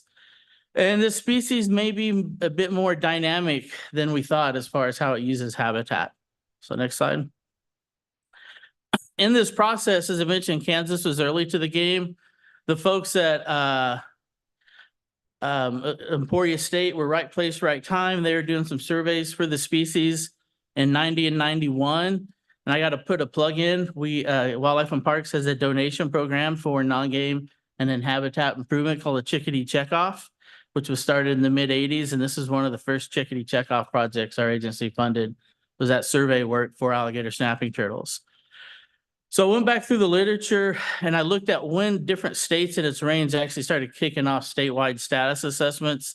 Georgia was first, but Georgia was kind of where the alarm was sounded. Again, this species was harvested heavily for commercial purposes for meat. And in the late 70s, the trappers in Georgia realized that they had basically trapped themselves out of a job. They couldn't catch turtles anymore. There weren't any left. And so that's kind of been the story through a lot of these states. So Kansas was the second state to initiate statewide survey work. And then the lead author on this paper, I'll talk about in a second, Paul Shipman, he was leading the Kansas work. I met Paul, we started working, and Paul and I did the Missouri survey work and the Oklahoma survey work. So next slide. So that's Paul on the left, Paul Shipman. He did a lot of the initial survey work in Kansas, looked a little bit younger then like we all did. And this has actually become, this work's been going on for so long, it's become generational. That's Paul's daughter on the right, wrapping up her master's degree with alligator snappers at some of our old study sites in Oklahoma. Next slide. Back then, all we really had to go on is after the alarm was sounded, particularly in Georgia, this book came out around 89, and I pulled a blurb out about Kansas on top. So, and I'll read it real quick because I know it may not be easy to read, but Robert Clark, deceased professor from Emporia State, mentioned that the species was seen fairly regularly along the Cottonwood River. If you know Emporia, as you head south out of town on 99, there's a big Lowhead Dam. Fishermen used to catch them there pretty regularly, and there's several specimens in the collection. And then also, talking about how things that happened in Oklahoma influenced Kansas. There's one of the blurbs from Oklahoma. So Veneta is off the Verdigris River drainage just south of the border, and mentions a person who shot 96 turtles, many of them in the 60 to 80 pound range off of Big Cabin Creek near Veneta. So basically harvested all those turtles. So these are the major impacts to the species. So next slide. If you can see this, so this is the combination of survey work that Paul and I did in Kansas and Oklahoma on the left. And sorry if the dots aren't very big, I just kind of scanned it out of an old publication. But it's important to see, particularly as you go north, that whole Neosho drainage, parts of the Arkansas and the Verdigris, there's old museum records in both states. When we wrapped up the Oklahoma work in the late 90s, those 4 dots were the only 4 extant populations that we could find in both states. Okay, next slide. And even though the impacts to the turtles have been removed in some cases for 20 or 30 years, there's no more commercial harvest, very little take. Those healthy populations, there was very little recruitment because these things are so aquatic because they get so big, they don't really do overland movement. And all those rivers, and as you move from the early 1900s into the 2000s, a whole series of large impoundments and low-head dams have been put into place. And each one of these acts as a barrier to particularly upstream recruitment for the species. So, and so this is a great shot. This is Kerr Reservoir in Oklahoma that includes Sequoia National Wildlife Refuge. This will be important in a minute. And it's kind of, there's a pointer on here work. I know is it the little green hash? There we go. So these reservoirs, again, have kind of been a double-edged sword for the species. So when Kerr was built, well, I think your battery is about dead. Or I'm doing it wrong. What's up? It won't show on TV. It may not. But a lot of those coves are small little streams that flow into the reservoir. When the reservoir is built, it backed up into those streams, actually creating habitat, more water, more surface area for the gator snappers. And so their populations actually boomed in those and around some of those big reservoirs, but again, they couldn't get around those dams on the upstream and downstream side. So great habitat, they did well, but they couldn't go anywhere. They're basically trapped. Next slide. So what happened is, we'll start with the guy on the far left. Steve Brinsden is a refuge manager at Sequoia National Wildlife Refuge. He was pretty excited about working on a refuge that had all these turtles. And he started talking with Carrie Graves, who's holding the white sack in the middle, who was a hatchery manager at Tishomingo National Fish Hatchery. It's like, we need to set up a hatchery population for this species, and let's start hopscotching these dams. They can't get over the dams. Let's help them over. And so in 1999 and 2000, I was trapping at Sequoia. So we started pulling a few individuals, which became our founder population for a captive colony at Tishomingo National Fish Hatchery. Next slide. So we wanted to set up a program to do some conservation stockings, and we were setting up something very similar to IUCN, the International Union for Conservation of Nature, has really good guidelines for conservation reintroductions. So we were following their guidelines, and I'll answer a couple questions that come up from the public and that are addressed in these guidelines as we go, that we tried to address in our work. Next slide. And at this point, Dr. Day Ligon from Missouri State, the gray sweater, and his wife Denise Thompson jumped in. And Day's a reproductive physiologist and ecologist, so he could handle the repro side, and he worked with Tishomingo, really got the hatchery in going well for us. And then we just kept looking at distribution, ecology, movement, habitats. And from this, just from Oklahoma and Kansas, those two states alone, there's between 40 and 50 peer-reviewed publications and reports related to the species going into the release work that we're doing now. So next slide. Like I said, we did some trial releases to see how well they worked. You can see we have some turtles with transmitters on them. Days going to let some go. Did some of our initial releases. Our very first release was in Oklahoma on the Caney River, just south of the Kansas border. And so these are two of our 5 to 6 year old turtles we're letting go right here. So that was in 2008.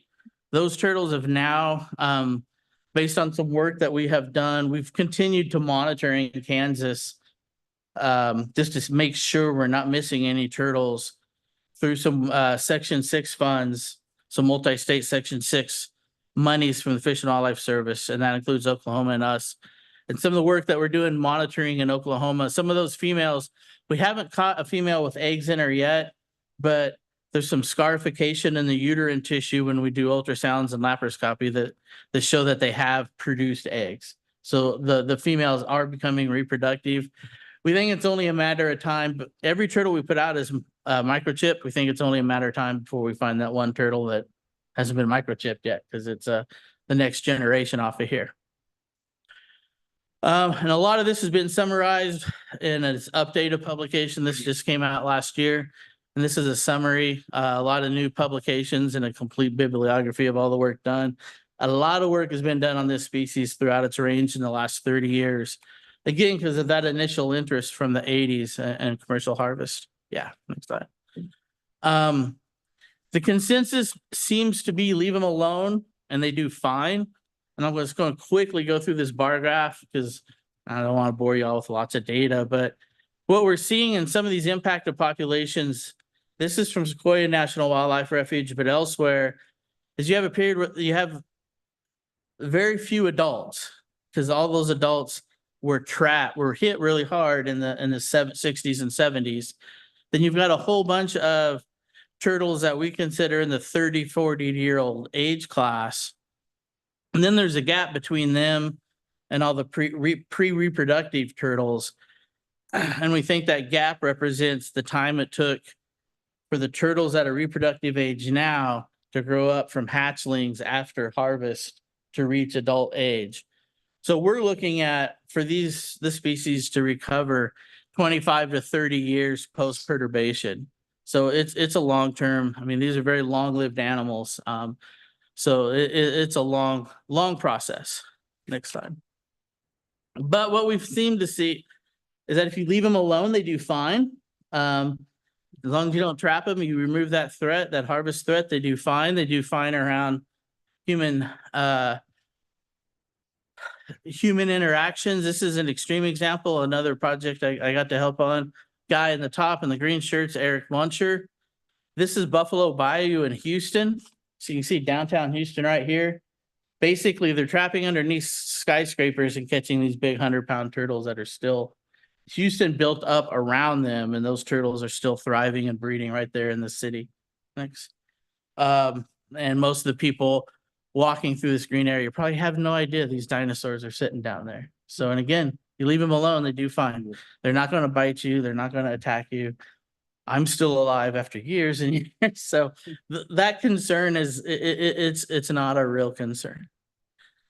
And also when we look at doing conservation reintroductions and how well species might take to being reintroduced into new places, you can almost think of it as some invasive species have the same characteristics as species that react well to conservation reintroductions because they're very adaptable. Alligator snapping turtles, even though they're riverine, they're very adaptable. They're breeding in hatchery ponds for us. I think the only reason they don't use different aquatic habitats is they're too big to get up and move between them, like a little common snapper might be. But just to show the size of the trade, that is a cargo box that's full of alligator snapping turtles somewhere in Southern Asia. And these things have actually become introduced. So we just finished a red list assessment for alligator snapping turtles for IUCN, and at the bottom of over to the bottom left is a list of countries where these things have become at least partially established, but through escapees from the pet trade, into China, Italy, Japan, I don't have my glasses on, South Korea, Taiwan, United Kingdom. So again, if you have water and you leave them alone, they tend to recover and do quite well. So moving on to Kansas is we kind of hit that point where we're ready to move northward. We hit Oklahoma first because their laws and denote, how they look at private property and water is different. So in Kansas, because we're also doing a lot of work with mussels and other species of fish, a group of us developed this Kansas Aquatic Species Conservation Agreement. Some of the commissioners heard Trevor Starks talk about this in detail. This is the basis of our aquatic recovery program in Kansas. And in short, it's basically a federal document that lets us work with landowners. And if this landowner agrees to sign on and we introduce a federally listed species, or we introduce a species that becomes federally listed on their property, by signing on to this agreement and them agreeing to just kind of leave don't do anything to degrade their property, just keep managing it the way it is and maintaining it, then they will not be expected to meet any additional regulatory burdens. This basically removes that regulatory burden from them. They just keep going status quo, and they're not going to get hit for having that species on their property. So we got that in place. We've been doing a lot of public outreach, working up toward it. The feedback from the public outreach has been good. Most of it has just been educational, talking about the difference between the two species of snapping turtle. Next slide. And, we tried to address that several ways, including doing some public education events. And I was able to put my kids to work here and let them do all the talking. So next slide.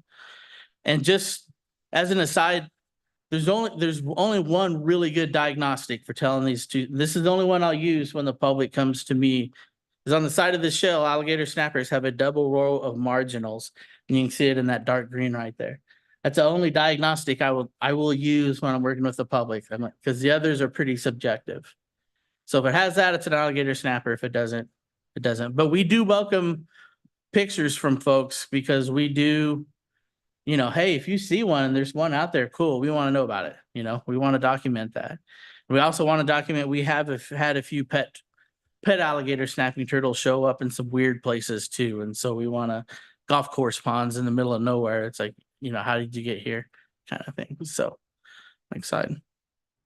So in about 2 weeks, we'll be doing our initial release of 40 animals outfitted with radio telemeters. It's at Neosho Wildlife Area, just north of Parsons, a little bit off the Neosho River. This will be our main one, and then Trevor has also enrolled several landowners along this stretch of river under that cooperative agreement that are really excited about that. And we're working with both alligator, snapper turtles, and mussels on this stretch. Next slide. And this will be roughly about 50, give us about 50 some kilometers of unimpacted water. So this is Lowhead Dam near, I think, St. Paul. So that's kind of the top end, and one of our landowners is right there. And next slide. You know, all the way down to about Parsons. And then we also have introduced populations just south of there on the Neosho in Oklahoma as well. So there may be a chance during high water events that those two might eventually meet up. We don't know. So it'll be interesting to see over the next couple of years. So eventually we'll have 100 turtles in this stretch. We'll take a few years of monitoring to see how well that does and move on. So we will, happy to take any questions. Thank you, Darren. Very interesting presentation. Questions from the commission? Questions from the audience? Thank you, Darren. Number 3, big game permanent regulations, Levi Jaster.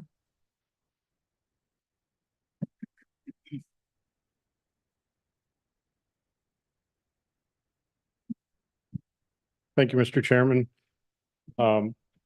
So I don't have much for you today, but this is just to introduce our permanent regulations into our regular cycle of review of these.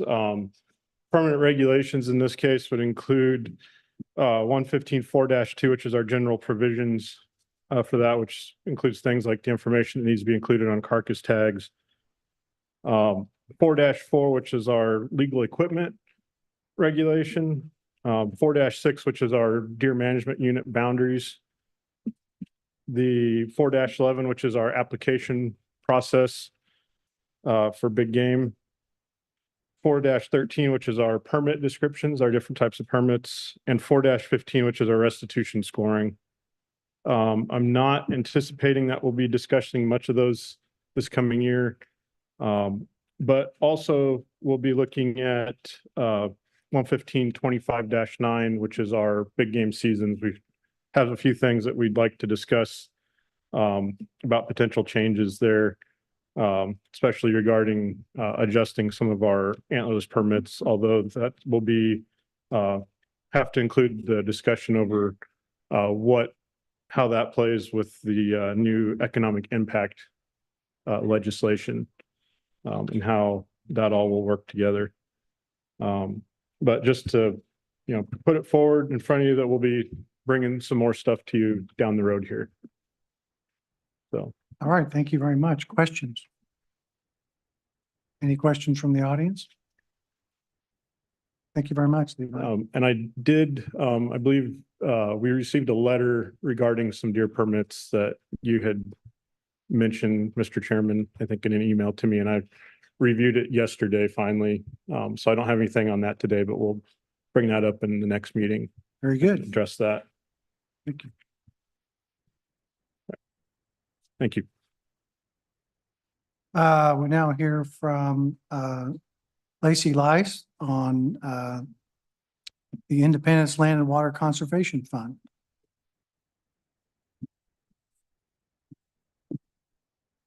Chairman and Commission, I'm Linda Lannerman, Director of Kansas State Parks. And before Lacey, you can come on up, Lacey. We thought it was a great opportunity. Kansas State Parks has been working with the City of Independence on one of the largest land and water grants that we have done. It started in Land and Water Conservation Fund started in 1965. We've had over $50 million come to the state of Kansas for outdoor recreation projects.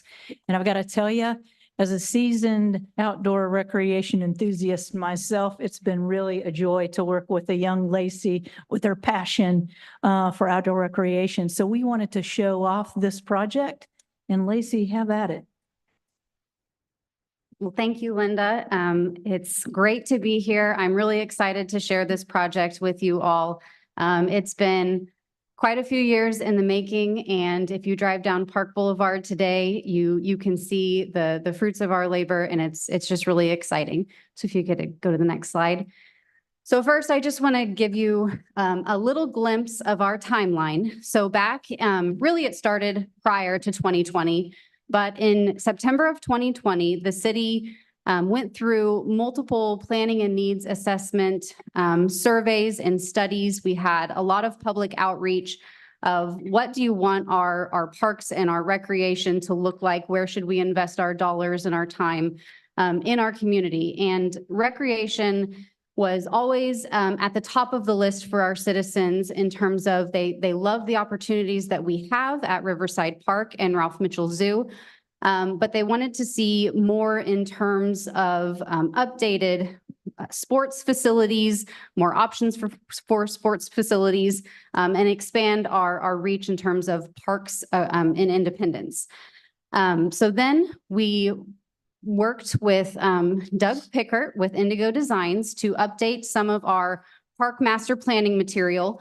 We had updated it in 2007, but then did another round of updates to our master planning over the course of a year. And in September of 2021, we applied for the Kansas Department of Wildlife and Parks Land and Water Conservation Fund grant, which let me tell you, it's a doozy of an application, but we made it. Fast forward to January of 2022, we received our official award letter for just a little over $2 million in funding from National Park Services for our project. From all of January or all of 2022 and the better half of 2023, we worked through all of the permitting processes, which there were multiple permits that we had to obtain, a cultural review study, finalizing our plans, putting our documents out to bid. And in September of 2023, we received our notice to proceed and a funding amendment to increase our grant dollars to $3 million. We selected Crossland Construction as our contractor for the project. And in October, we did a groundbreaking ceremony to kick off construction. And in June of 2024, we had a grand opening celebration to kick off the completion of our Phase 1 project. Then just this past month, we were notified that our Phase 2 award was granted. And we received an amendment to our contract for an additional just over $2 million to move forward with Phase 2 construction, which we are just thrilled about. We anticipate Phase 2 being done in September of 2025. So if you could go to the next slide. I'll briefly just kind of go over why we chose this project to bring forward in an application, and then how it aligns with the state's goals as well. So our previous facilities dated back to the 1940s. I have a slide later on that kind of shows you the layout. But basically our fields were spread out. They were in need of repair. We didn't have dedicated facilities for baseball, softball, and soccer, and flag football. So those sports that just needed field play were played in the outfields of our baseball and softball fields. So they never saw any time to recoup and be maintained. We had, I won't say no parking, but underdeveloped parking. It was gravel parking kind of intermixed between some of the fields. So if you had kids moving from field to field, they basically had to go through an unmarked parking area. It wasn't very safe. The complex wasn't ADA accessible at all. And also the entire site, not the entire site, but the majority of the site is also located in a floodplain. So a lot of our infrastructure wasn't well protected from those floodwaters. And there was a need that if we're staying in this site to move that up above floodplain. Our survey results said we had increased needs for those dedicated fields and also for additional services like pickleball, multi-use trails. Trails were very highly requested in all of our surveys, as well as some things like batting cages and additional basketball courts. Now, the third column over here, the healthy habits and access. This was always at the forefront of our minds when putting together this plan. Montgomery County has some not very great statistics when it comes to health and wellness. We were rated the 4th unhealthiest county in Kansas. 25% of our population reported inadequate access to physical activity. 40% were reported as obese. We also have a median household income of just over $39,000, and 44% of households make less than $35,000 per year. We have a high percentage of kids that rely on the free and reduced lunch program. So these statistics adding up, really, we just wanted something. How do we combat these statistics, provide something accessible to our community that everyone can utilize, and hopefully become a healthier population. Next slide. And really just outdoor recreation for all. So we looked at team sports, we looked at individual recreation opportunities, and we looked at accessibility. So this is our master plan. This is what the product that came out of all of our public engagement sessions. So over kind of, I'll go from left to right. The west side of the complex is along Penn Avenue, which you might have traveled down to get here today. And then on the far right-hand side of the screen is Park Boulevard. So this lays out in about the entire complex is almost 60 acres centrally located in Independence. Our project area was about 30 acres of that parkland. So we are building dedicated soccer fields and supporting facilities. So a restroom concession building and a parking lot. Then the fourplex right there in the middle with a playground in the middle. We have existing concessions, restrooms, and a shelter area. This fourplex was completed in phase 1, as well as the parking just to the south. And then on the east side of Park Boulevard, space for 2 baseball fields, parking lot, and then moving south, basketball courts, a multi-use field, pickleball courts, and batting cages. Next slide, please. Just quickly, I threw this in here because I think that one reason our application ranked so high with national parks and I hope with the state as well is that a lot of our goals established at the local, the city level aligned really well with the statewide comprehensive outdoor recreation plan. So enhancing outdoor recreation opportunities locally. I know we looked at many different options on where should this complex be located. And there was some opposition because it is located in a floodplain of why don't we just build somewhere else? Let's go, out and find land just outside of town or on the outskirts of town where it's flat and it's above the floodplain. Let's just build it there. Well, kids can't get to it. Are you going to drive, outside of town to access those facilities and utilize them on a daily basis? And we just came back to, no, we want to build it in the heart of our community so that we can enhance those opportunities. Goal C, encouraging stakeholder advocacy for recreation issues. There were a lot of partnerships that had to be formed along the way to make this happen, including partnerships with the Montgomery County Wellness Coalition, the Ad Astra Trail Collective. We had a Kansas Department of Commerce Rural Champion grant that spearheaded some spinoff projects from this project, creating a 1.5 mile trail on the east side of this project along the Verdigris River that connects the complex to our park and zoo area, and just a lot of other opportunities that came along from the conversations with this project. Next slide. And on here, I'll just point out the promotion of health benefits for outdoor recreation. I think that the favorite feature has probably been our 1.1 mile walking trail. We see a lot of use out of it. And it's free, it's open all the time. It has solar lights around the entire trail, so that it gets used early in the morning and late at night.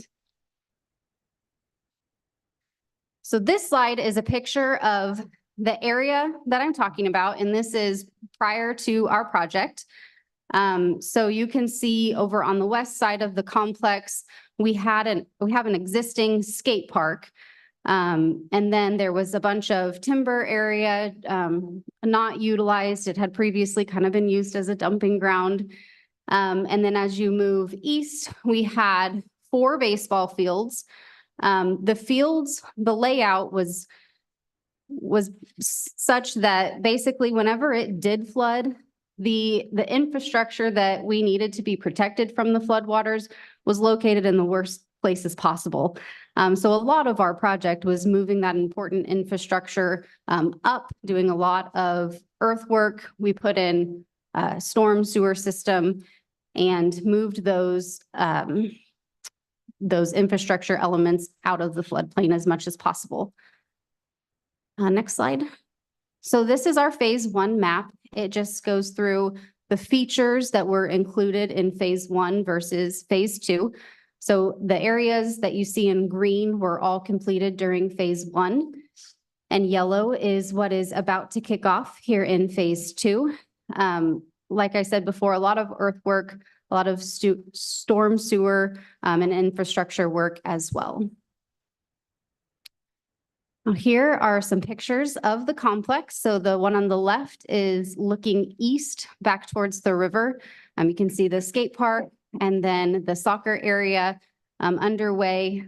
Then we'll have the fourplex, Park Boulevard, and then the large baseball facilities on the other side. And then the second picture is just looking back the opposite direction. And here is, go back real quick. This is a in-process photo. I believe this was sometime in April. And then if they will work, I have a couple of videos to show you.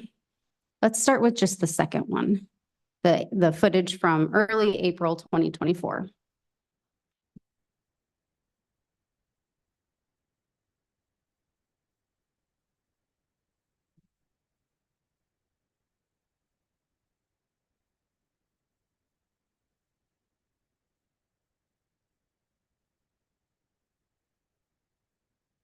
I didn't embed them, so I think you'll have to hop out of the PowerPoint.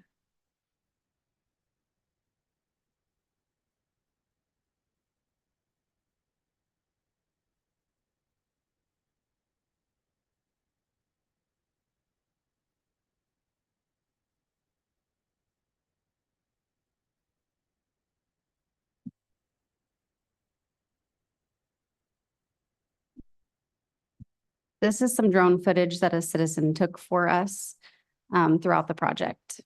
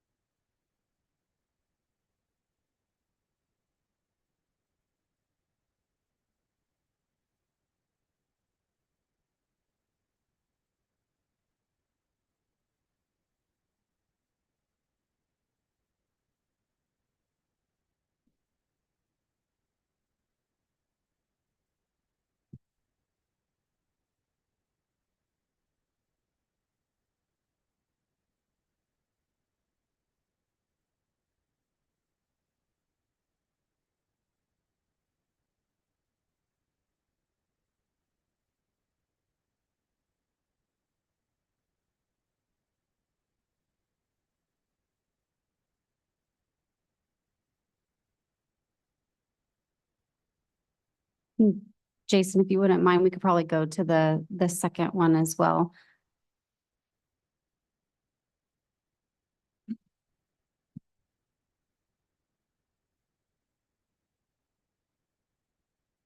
There we go, the August.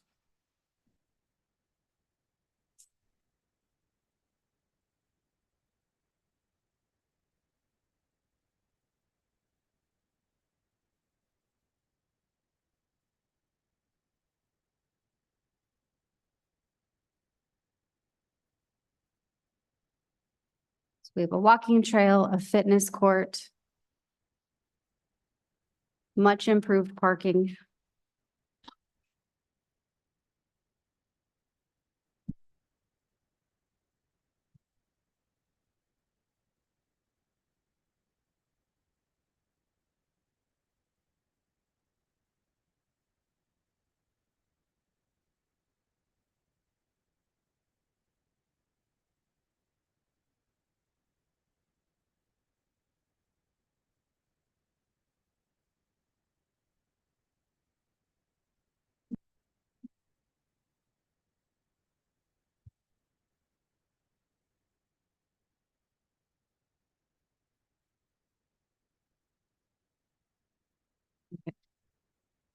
Jason, I think that shows pretty much everything. You can pause this one and we'll jump back to the PowerPoint.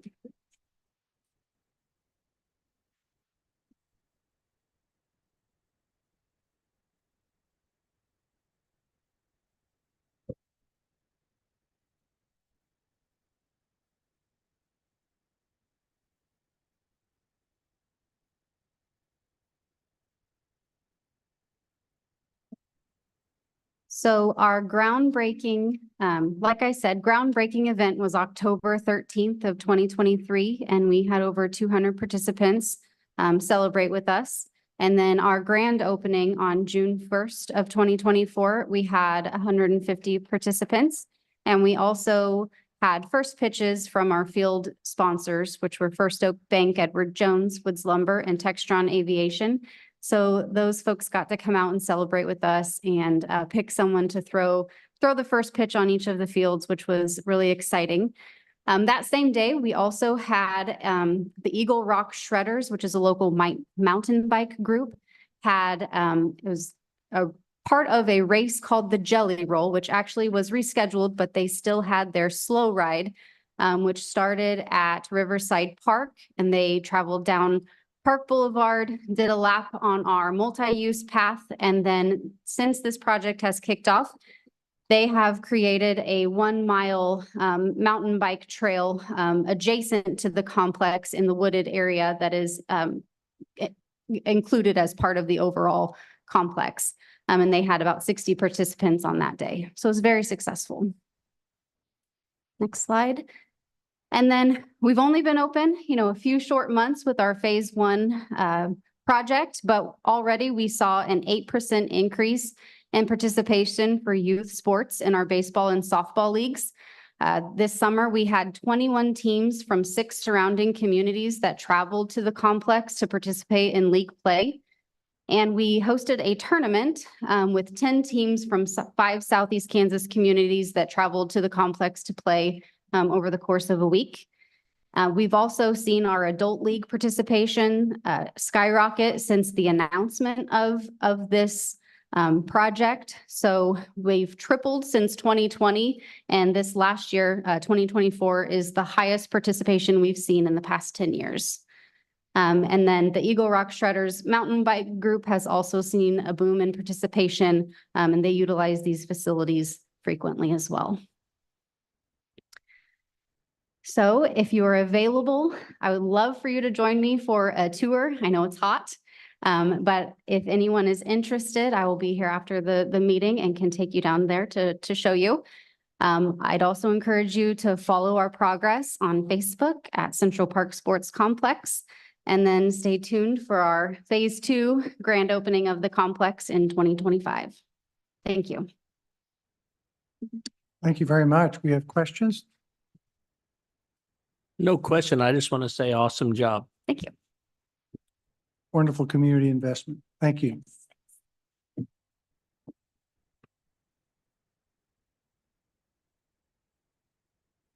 Now ready for a workshop session. Kansas Administrative Regulation 115-25-6, Spring Turkey Regulations with Jeff Pendergast.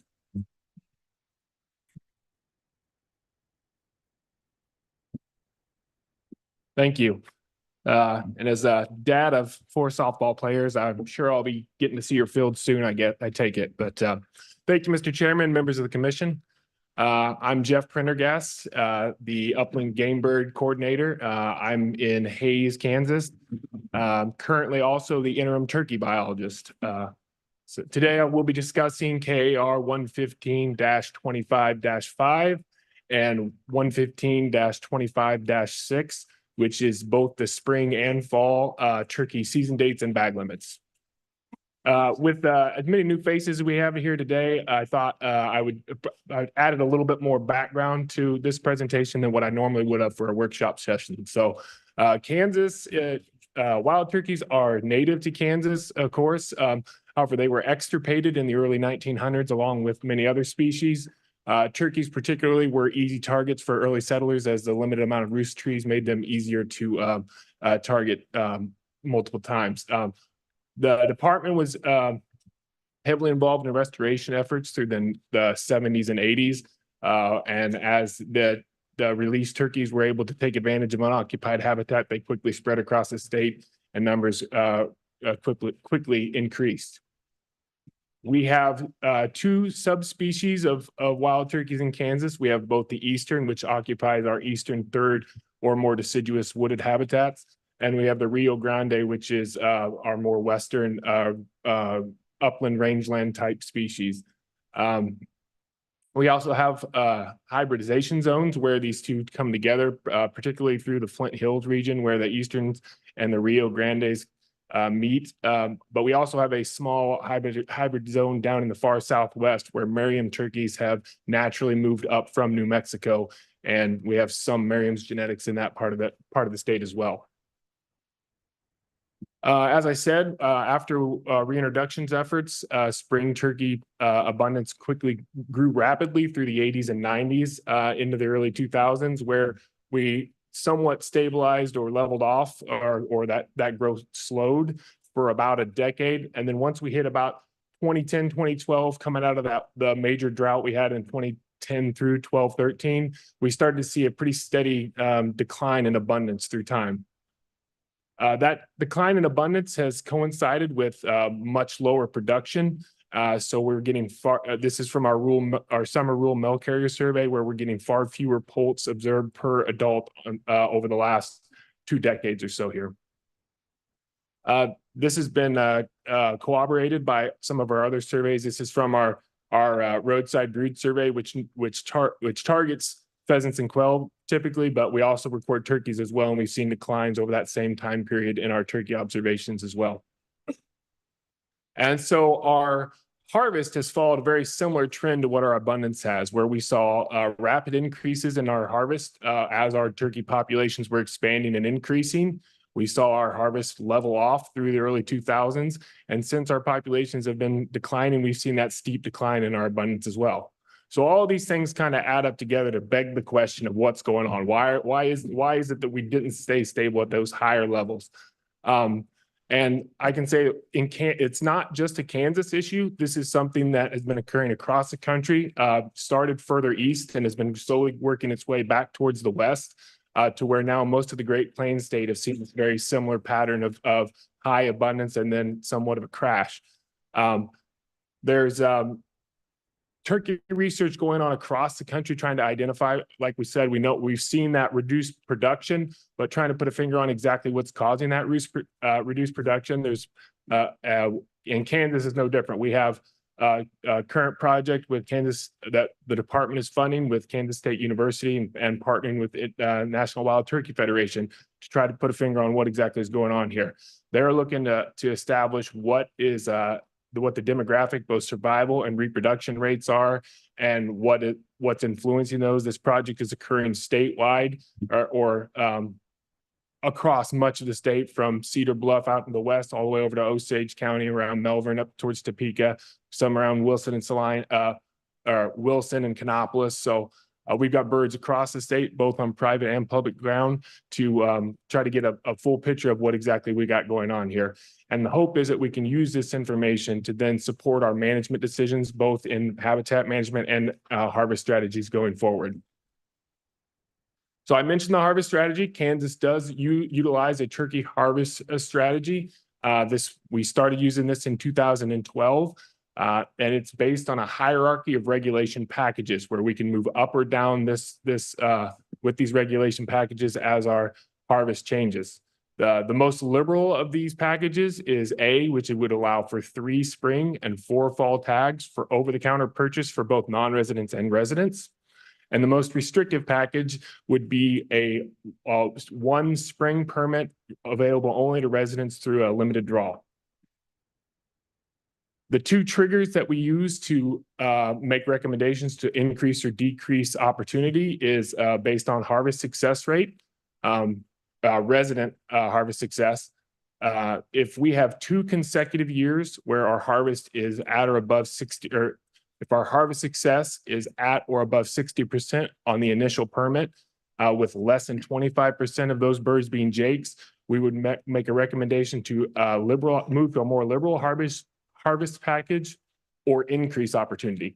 If we have 2 consecutive years where the resident harvest success rate is less than 55%, we would recommend to move to a more conservative harvest package or start to restrict that harvest opportunity. Kansas wild turkeys are managed in 6 separate units. Harvest information is collected on a per unit basis so that we can so that each of these units can move up or down that regulation package, that hierarchy of regulations, independent of all the other units. Currently, in 2024, units 1, 2, 3, 5, and 6 all moved from E down to E1, which allowed for 1 spring tag, no fall season, and initiated a non-resident draw. Units 4 moved down to package G, which further restricted the number of non-resident or resident tags available for a draw in unit 4. So like I said, fall season was closed across the state in 2024. Our spring season is typically managed under 3 separate season segments. First is the youth and disabled season, which begins on April 1st. The second season segment is our archery season, which starts the Monday after the first full weekend in April. And the third is the regular firearm season, which begins the Wednesday after the second full weekend in April. As I mentioned, this was our first year with a non-resident draw. We had 9,700 permits available. We received 11,838 applications for those permits, which resulted in an 82% success rate on the draw. There was an additional 255 preference points purchased, which will then go into this coming year's draw, as well as the non-successful applicants will also receive a preference point for the coming year. So for our harvest this year, we saw our permit sales drop from 39,000 to 24,000 total. Part of this is due to the non-resident restrictions on the amount of permits, partially due because game tags were no longer available. So there was still units last year where you could purchase an additional second tag. Our harvest dropped from 14,000 to 11,000. But because of the reduced number of permits sold, we actually saw an overall increase in the success rate of our hunters from 45 to 51%.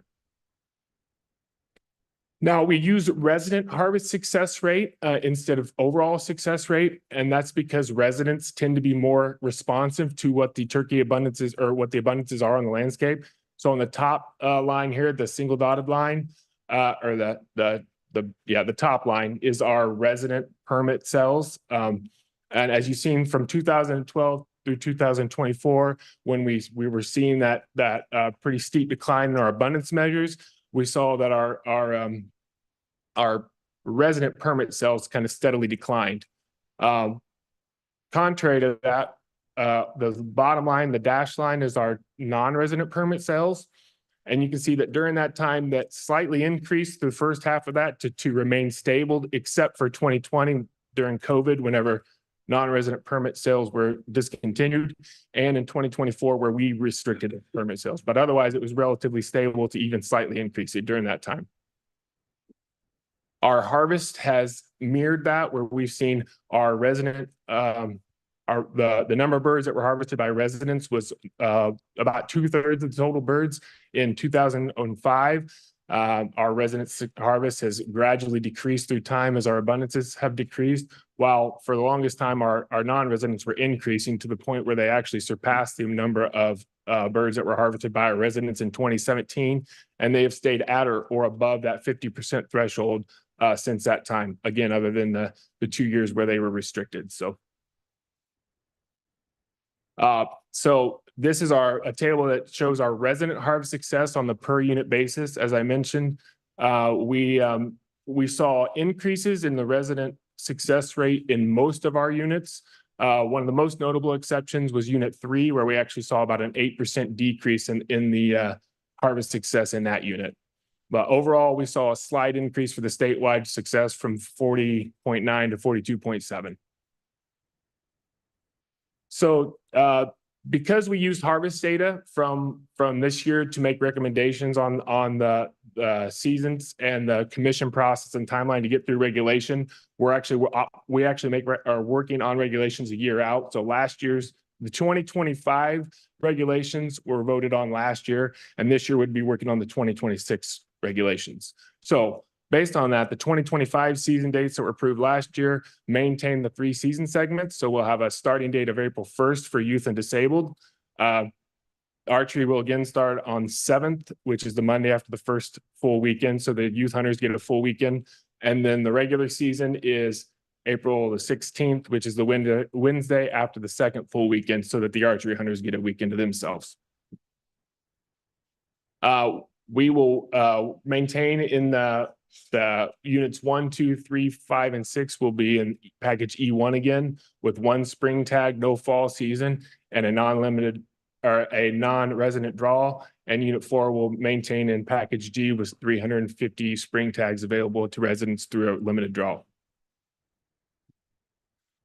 Because we utilize the harvest strategy calls for stability to give the regulation an opportunity to have action. It calls for 2 consecutive years of a change in those success rates. And because we're in our first year of the new packages, none of them have met that two consecutive year criteria. So we have no recommended changes for this year based on the harvest data. And with that, I will thank you for your time, and I'll stand for any questions. Thank you. Commissioners, we have questions for Jeff. I do. Yes, sir. I was noticing units 2, 4, and 5 had pretty good increases in harvest rates for residents. I believe you showed on the slide. Okay. If those units have similar successes this season, then would at least those units be in a posture to get upgraded on your list? My question, I guess, is simply, did any of the units meet the criteria for a potential liberalization of the permitting based on 2023 data? So no, based on this, nothing has been above the 60% threshold that would indicate an increased recommendation. So.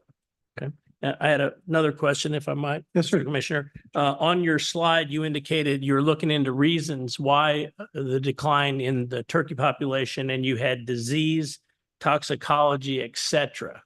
And could you just expand on what you found out with regard to disease, what the results were, and explain what toxicology might mean? And then when you say et cetera, what are other factors that you're looking at as a biologist in determining these problems? So it's a very expansive research project. And so I didn't have room to put everything out, but they're looking at things such as roost site selection.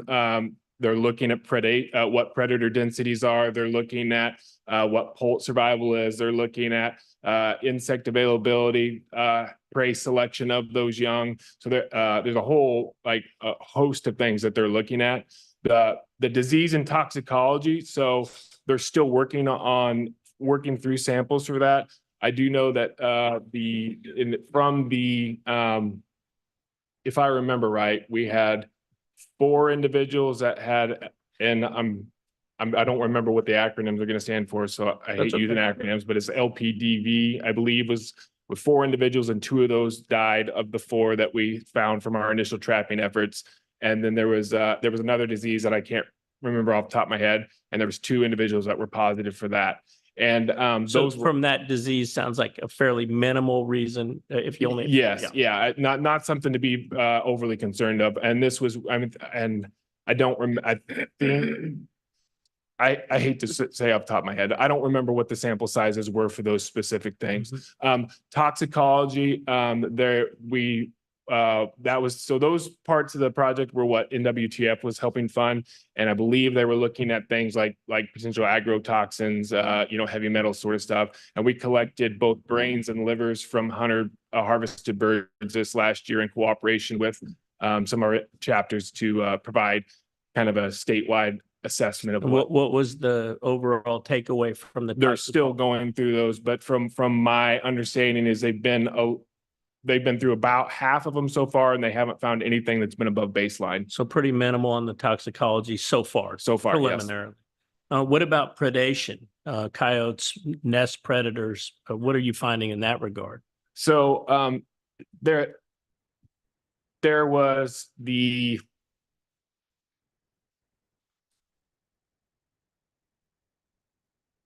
okay. So I think we had about a slightly less than 70% survival rate of hens so far through the nest. And so we did have 300 total birds tagged. You get high levels of predation typically in that brooding and nesting period. That's when they're most vulnerable. They're sitting on those nests. So we saw some of that high predation, nothing that would have been outside of what we would have expected. So we did get egg losses. I think we had 18%. So I really hate to just try to remember numbers off the top of my head. I think it was 18% success rate on nest. No, that was I'm sorry. I don't. No, you think can I get back speak- with yeah, I us don't on think- that, but I mean, just common sense as a lifelong turkey hunter, predation, mortality, I should say, of turkeys once they're hatched, predation or in the nest, predation would be probably the biggest culprit. Part of it. And so predation is a complex issue, and we covered predation and predator control and what predator impacts could be on a presentation to the commission last April, I believe it was, or March. But predation is obviously having an impact. We think a lot of that probably has to do with the limited amount of nest site habitat that's remaining. So, But if we're dealing with a limited amount of nest or nesting habitat, predation then becomes a bigger problem if we have less habitat. yeah. Yeah, I guess what I'm getting at is if disease is pretty minimal, your preliminary studies on toxicology is pretty minimal, what other factors would there be? Again, I understand drought and flood and other things would impact recruitment, but once the turkey is either in the nest as an egg or alive, sounds like predation is our number one problem at this point. Fair statement? So I would tie that to habitat, but yeah, so predation is the result. I think the way that you're asking it, so I think of predation as the symptom, not the cause. And so to say predation is the problem is not something that really registers with me, because I think that's the symptom. Well, the symptom is less turkeys. Then the cause would be what's killing them or preventing them to recruit. Correct. And I think that my habitat and predation then, would that be sure, yes. Predation due to a limited amount of habitat, yes. Okay. And okay, thank you. And very preliminary. And again, I'm spread thin doing two, so I haven't had as much time to spend with that project as what I normally would with the project. So I feel like I'm doing it injustice right now, trying to remember it off the cuff. But this is the first of a 3-year widespread project. So at some point we will have much more detailed information to be able to provide to you. No, thank you for your efforts. I appreciate that. Make a follow-on comment. I think that was a good exchange, Commissioner Mark and Jeff. The public, I think, needs to understand, why the commission, why the department is making the recommendations that it does, why they're eliminating the fall turkey season. People fill in the blanks if they don't know why, but if they get good information, this is what we're seeing, this is why we make the recommendations. I think most of us would admit anecdotally, we're not seeing the kinds of turkey populations as we drive up and down the highways of the rural parts of the state. But the question then becomes why, and then taking that a step further, what led the department to recommend elimination of the fall turkey season, and what standards are out there or what improvements can be made to potentially bring it back. And so again, I think a good exchange, but the more hard data, or at least educated data we can bring to the public, I think helps people understand why we're having to impose certain limitations on licenses and seasons and so forth. But appreciate your work in that area. Are there other questions from members of the commission? Commissioner Carpenter? Thank you, Mr. Chairman. So back to the predation. So do we have any way of monitoring the population of predators? So we have a fur bearer biologist who we utilize a summer roadside survey, summer roadside fur harvester survey. We use bow hunter diaries to monitor observations of certain predators. We also have our normal harvest information is what we would for many other species. So are those on the increase, or do you have that data? I mean, again, it's been a while since I've looked at that data, but from what I remember, raccoons particularly have been seeing pretty dramatic increases through time. But a lot of the other ones have been more stable to either slight changes.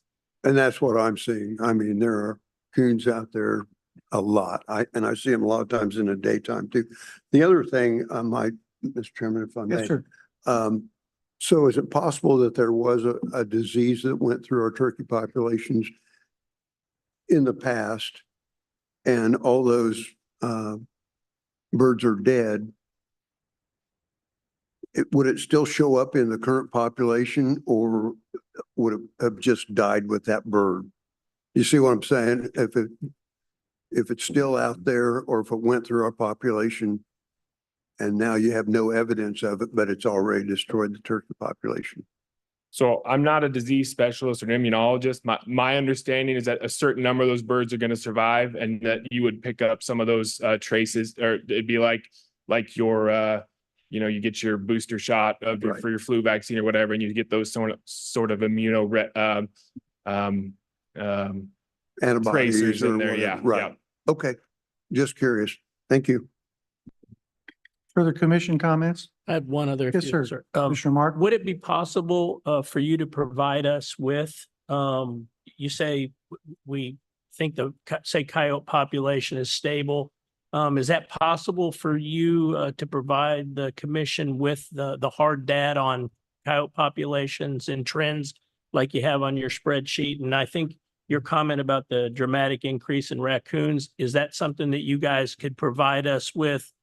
Exactly what that means population wise, so we might, have some suggestions to rectify those problems. So we have, I believe there's a report on the roadside fur bear on our website, but I can get with our fur bear biologist and see what he has available. Is that annual?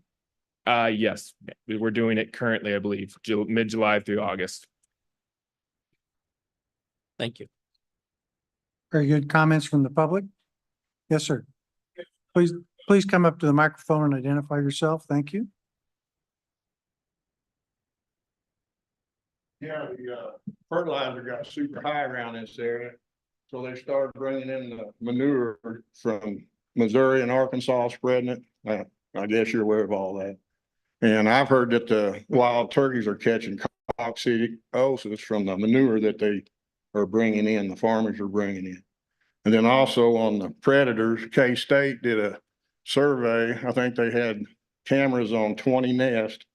And everybody thinks, the turkeys are killing the quail eggs. And they said that 70% to 80% of the eggs are disappearing from the snakes. And when I was brought up, you ain't supposed to kill snakes, but I'm kind of turning the other way now. So can you give me any information on what I? So yeah, snake, I mean, so there's a lot of things that will eat eggs. Eggs are very, they're little protein packs basically. So snakes are a big egg eater. There's a lot of different things that will predate nests. So that is true. And it also isn't necessarily one for one. So if you kill one predator, raccoons may eat eggs, but they'll also kill other things and that eat other things that would eat eggs, or coyotes, the same thing. So there's no real, normally we don't recommend to utilize predator control, or I don't recommend to use predator control because it's very hard to maintain enough harvest pressure on predators to have a measurable impact for a long enough period of time. And normally you have to have ideal, any time that there's actually been shown to have an impact on the prey through predator control is when we have perfect habitat conditions already in place. And then you're applying heavy long-term pressure on those predators. And those scenarios almost never line up. So the coccidiosis has been brought up several times. I know it's been looked at. I haven't personally looked at it. I don't have any information to that, but I do know that it's been talked about several times. That some of our biologists down in this part of the world have brought that to discuss with the committee before. And so I don't recall the information there. Again, I'm covering this. I haven't had a lot of that firsthand. The ability to be in on those discussions all the time. So thank you for your comments. Further questions or comments? Chris. Mr. Chairman, Chris Tymus in Overland Park. Jeff, in relation to the adaptive harvest management strategy, and the trigger is at 60%, that was set when we were in boom years. And I question whether or not that trigger number is relevant today with the populations, and should we adjust it down a little bit? Thank you. Jason, can you pull my presentation back up? I had a couple of slides at the end of this talk. So if you go down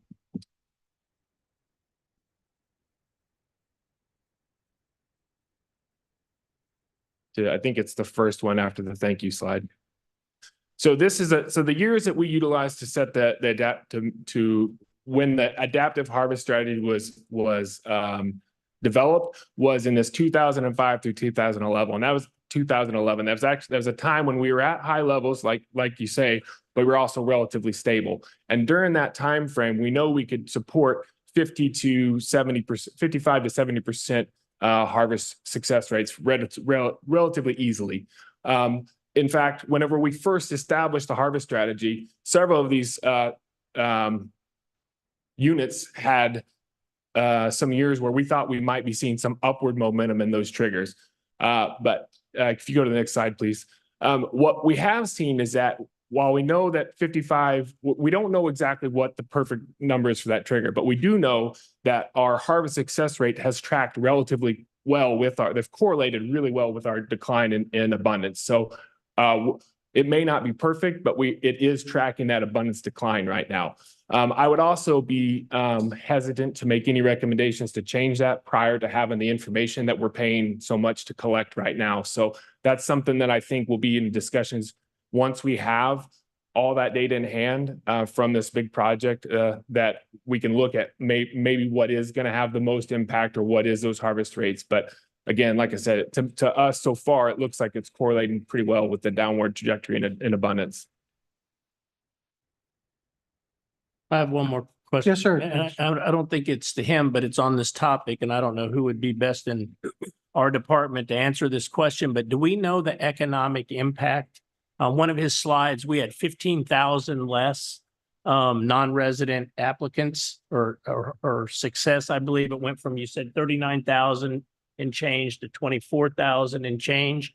Do we know the negative economic impact of those loss of purchases? And then I know Pittman Robertson has some guideposts beyond that, from groceries and beer and taxidermy and guide service and so on and so forth.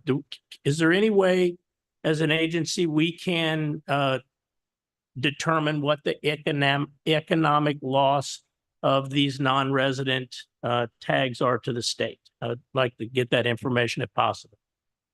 Yes, Commissioner. We don't have staff that specialize in economic impacts, which is why the new regulation that was put into place and providing that economic data is going to cost. It's going to take us longer to produce that information. Honestly, our decisions historically or in this day and time are not really based on that. They're more based on how the turkey population is responding. And then anytime we see these long-term trends where populations are declining, it gives us reason to pause and be more concerned about preserving the population of the birds across the landscape. Yeah, no, and I appreciate that. And I'm on the same page as you are. I think the first priority is, and he mentioned both, obviously habitat and then the populations should concern us. But the only reason I bring up that economic impact is because it's obviously real. That's got to be significant. We don't know the number, but what the dollar value is, but it's significant, especially in current times, loss of revenue, whether you're a grocery store or a motel or whatever it might be, plus the state with the loss of revenue. And so my brain was actually going a different direction, trying to figure out how we can help solve the bird problem with other means other than, hey, let's just kind of wait around another year or two and see what happens, maybe get a little more proactive, which helps. The first thing that you mentioned, which I appreciate, that we're more concerned about the bird population, and then the ancillary benefits of that will be obviously economics and so on and so forth. And I have a couple of ideas in that regard. Mr. Chairman, I don't know when the appropriate time to bring that up would be. Well, I've deferred to the secretary when that would be an appropriate discussion for ideas in this area. Is that this meeting at this time, or is that a future agenda item? I think it's a future agenda item. It sounds like we can produce more information in regards to our predator population across Kansas, which will give you, a little bit of idea of how those populations are responding. But I would say at a future commission meeting. And with due respect, I might have, because I'm new here and I didn't know the right way to frame it. I actually would like to make a motion that we extend the night vision with coyotes beyond the current period as identified by statute to include year-round, with the exception of the deer rifle season. So we don't have any problems, with someone saying, they're carrot hunting during deer season. But I would like to make a motion, because I think that's one way that we can take a proactive effort to try and, help the turkey population and other deer and so on and so forth. I think predator management could be a very positive thing to do here. And so I would move that we're already doing it 3 months out of the year anyway. I would move that we would extend that night vision hunting allowance year-round, with the exception of during deer rifle season. Well, again, Commissioner, I think to make a substantive change like that, I will defer to the legal counsel and the secretary. I think it would obligate the department to follow the existing process about putting something like that forward to the public notice, providing for whether it's amending a rule and regulation, because I believe the commission did that on its own. It wasn't a statutory change. But making that change would require something to be scheduled on an agenda and following the protocol to make that change. But I think that's something that the secretary and legal counsel can consider and let us know how that can be done and we can make decisions from there. And if it is Uh, appropriate, I would make, Commissioner, I would rather, I would make a substitute motion to allow the department to bring that back to us with all the items that are needed to look at to potentially extend that like the commissioner, but I can't be for just telling the department that that's what they're gonna do. Yeah, so I guess what then I guess I would concur with Commissioner Carpenter. What I'd like to do is whatever we need to do as a commission to get the ball rolling, so we can jump through all the hoops, because I was looking at that before today, and I thought if the commission did it in its own volition, that we could do it again on our own volition, but I don't know the answer to that. But I would like to make a motion that we put the department, the wheels in motion to do whatever we need to do from a public information standpoint. And then ultimately where the commission would vote on night vision for coyotes year round with the exception of deer season.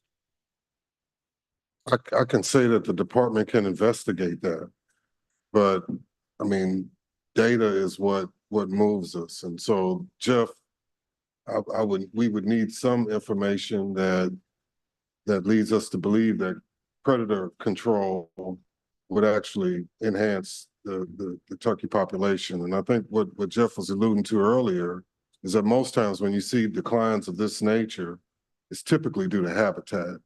And while you can attempt to control predators, if you have poor habitat, the turkey population could continue to decline. But I think the agency is happy to investigate that further and bring that information back here to the committee. Again, I appreciate the conversation, but I want to know what I have to do as a commissioner to have my motion through the proper channels to bring that to the forefront for a vote. And I'm just common sense wise, I'm looking at what's going on across the country with the unmanaged wolf population. And I know there's virtually no deer left in northern Michigan, in the upper peninsula, none. Moose population's devastated. Same thing true in Wisconsin, Minnesota. It's not habitat, it's too many wolves. They've gone from 240 wolves in Wisconsin to over 2,500 wolves. And the deer population, they had a 50% decline. So we know in Utah, for example, they put a bounty on coyotes. It improved all their herd populations. So there are plenty of studies out there that show predator control can have a very significant impact on game populations, whether that's hoofed animals or bird animals. And so I don't know what additional studies that can possibly be done in a short period of time. The one thing I appreciated about your comments is that when we're dealing with situations like this, we've got to act in a time-sensitive manner. And I guess procedurally, what would prevent me from making a motion today to get this on the agenda to have the commission vote on that issue? And I know there's some other thoughts among my fellow commissioners on other predation problems that I think might want to be raised, and now would probably be a good time to do that too. Yeah, there's also South Dakota uses a nest predator bounty program. They're really getting kids involved in trapping, just a small reward, turn in a tail, and I mean, something else while we're looking at the subject, be great to look at for Kansas. So. Yeah, and we had talked about that, and I just think we would be amiss if we didn't look into some other means as opposed to the current plan is let's just see what happens next year. Let's count them again next year. That just doesn't seem like a scientific, we heard about the North American model of conservation, and scientific science-based management is important. So again, I would renew, I understand the point of can't do it today because it's not on the agenda, but I'd like to get it on the agenda. So I just ask council or somebody what I need to do to have that motion heard. And if it's voted down, it is. If I could, First, Dan, if I could ask a process question. The current regulation is a regulation promulgated by the commission on night vision predation hunting. Correct. To amend the regulation requires a new process. Would that be correct? Correct. Well, the typical process, as you've seen parts of today, is presentation of the scientific information for whatever the initiative is. And typically those issues are workshopped until the questions have been resolved, whether they be commission questions or public questions. So in terms of starting the process moving, you have done that by raising the issue. And from this point forward, it's a matter of collecting the information necessary to format the change that you're seeking. And then at some point, when it comes to an action level, then a motion to vote upon it would be appropriate. Okay, and But we're so kind of at the other what end. is the information that we would need to look at then? So I can make sure that if we don't have it, that I can help put that in process, because I don't want it just to die saying we're going to look into it. So what information would we need to workshop this so we can push this down the trail? Well, that typically comes from our technical staff, the biologists involved with that species or that group of species. So since it's new, since this topic is kind of new to the discussion, we're kind of starting at a point where we don't typically start. We typically start with the scientific information, and that's what I would suggest here. You know, that we engage the scientific people in the agency to come up with the information that's relevant to your issue, and then we proceed from there. Then I would ask the scientific staff to let me know coyote populations prior to the night vision, 3 months being voted in, what the coyote population has done since then, increased, decreased, or stable. That I think that would be the very first place to look, because we already have the scientific evidence on the turkey, so we already know that's a problem. But that will get the process moved.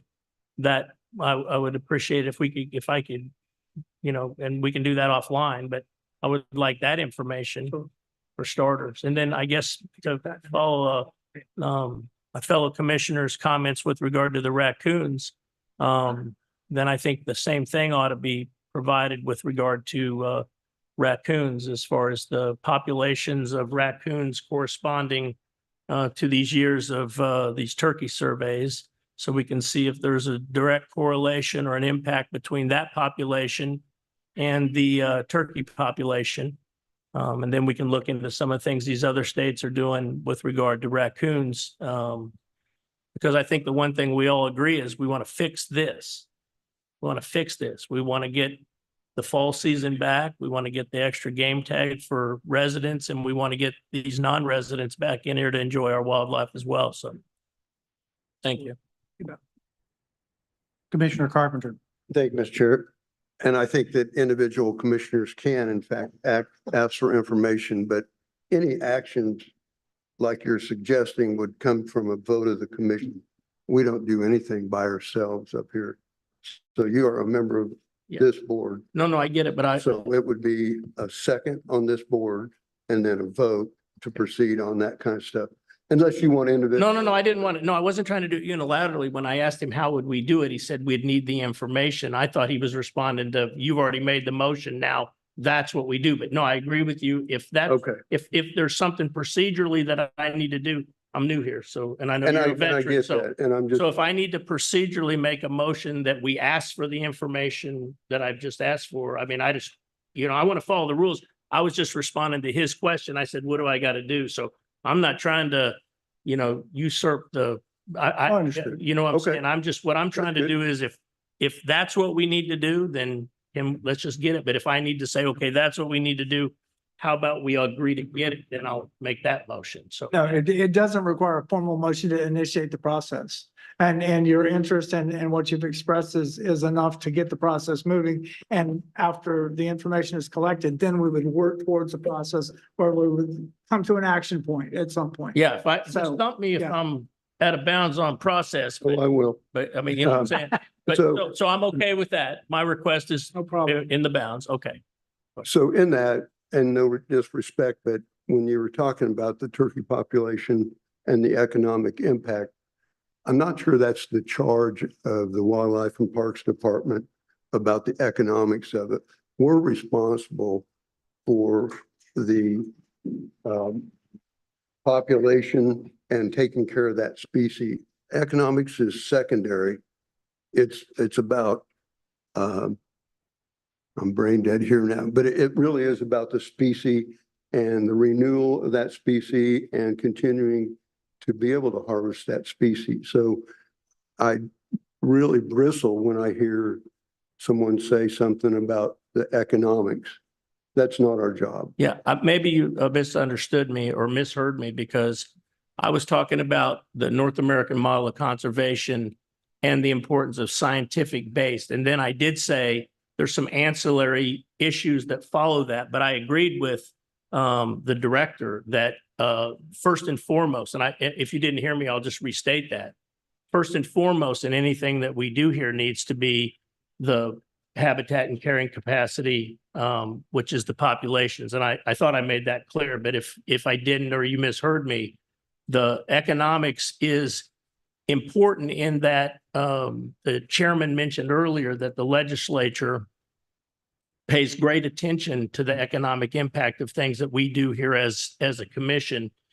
I'm only saying that's an ancillary deal that flows from fixing the problem. But the problem, you're correct. And my first and only priority is because I don't make any money on hunting turkeys. You know, I pay to do it, but I only raise that as there's other problems that flow from a lack of turkeys. And that also is the recruitment of young hunters. I mean, there's I didn't give a litany of all the problems. If there's no turkeys or a declining turkey population, then we have a declining hunting population. It hurts us in recruitment.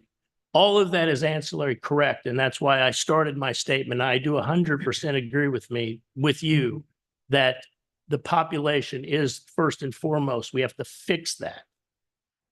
Agreed. And everything else will come along. Those opportunities. That's what I tried to say. Yeah. Okay. Just wanted to be clear here that we're not an economic development agency. Nope, I didn't back that off. And I might disagree with you on how many people in the legislature are concerned with the economic impact of this kind of stuff. Yeah, and again, you might have misunderstood what I just said there, Commissioner. I was just parroting what the chairman said, that the legislature cares about economics. I wasn't saying that I did. I tried to make it very clear in my statement that first and foremost to me is that we fix the population, whether it's deer, turkey, and we as a commission serve the hunters in the state. I care about the animals in Kansas, the birds in Kansas, but I also care about the hunters and fishermen, anglers and trappers in Kansas. That matters to me too. But the other issues, I was only parroting him on the economics. And again, I can say, I can tell something that I said upset you, and I apologize for that. I want to fix the turkey population. My motion was aimed to try to fix the turkey population. All of the rest of the issues that might be raised peripherally will fall into place in that regard. Understood. Very good. Looking forward to working with you. Thanks. Further comments from the public? Sorry to keep you up here. Now you know how Fricky feels. I'm not a turkey biologist, but here's my take as a landowner, as a turkey hunter on what's happened to the turkey population. And I hate to use this word because it's kind of taboo. People have lost their jobs over it, but deer baiting. Who comes to the corn feeders? Raccoons. We have warmer winters, so they're not going into hibernation. They're not going into their dens for very short periods of time. So what happens when we have a species that is fat and happy coming out of the winter? They produce more young. And guess what happens to the deer feeders? They all go in the garage, and now the coons have to cover the landscape and find nests. That's a big problem. I live on 12 acres. I got free range chickens, so I have to trap on 12 acres. Last year I trapped, just run like 3 traps, 3 coyotes, 13 bobcats, 43 possums, 37 coons, and 7 skunks on 12 acres.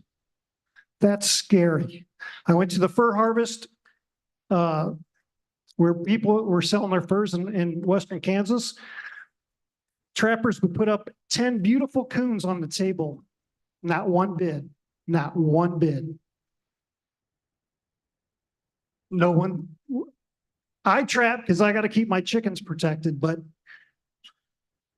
it's trapping. We get rid of the deer baiting and it'll be a lot faster recovery than shooting coyotes at night. I think we heard about that in Hayes as well, talking about the raccoons. Mr. Secretary, I'm happy to keep going forward. We've been at it for 2 hours. I can take another break or I can just point to the bathroom and tell people to help themselves. Why don't we take a break? Okay. Yeah. We'll give Thank you, Mr. Chair. 10 minutes. I'll give you a 2-minute warning.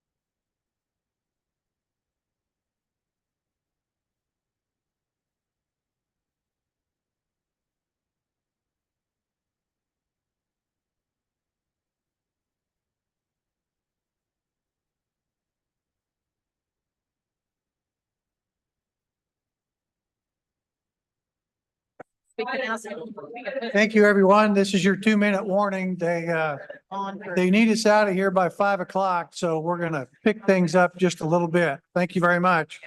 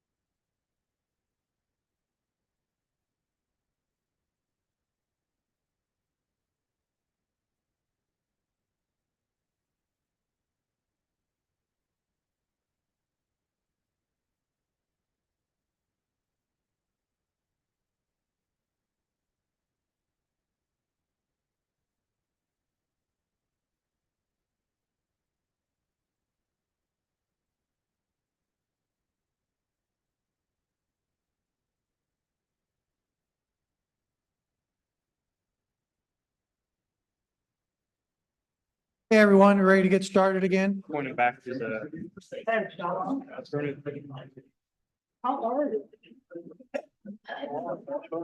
Down.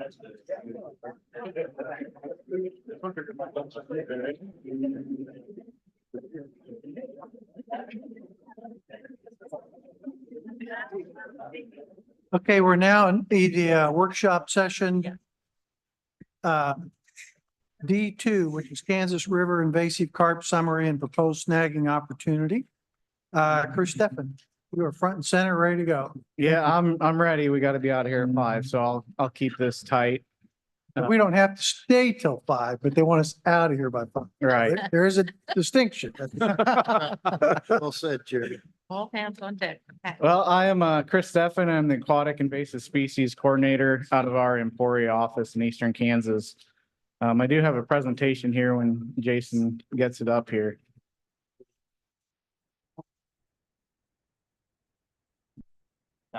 That's the one.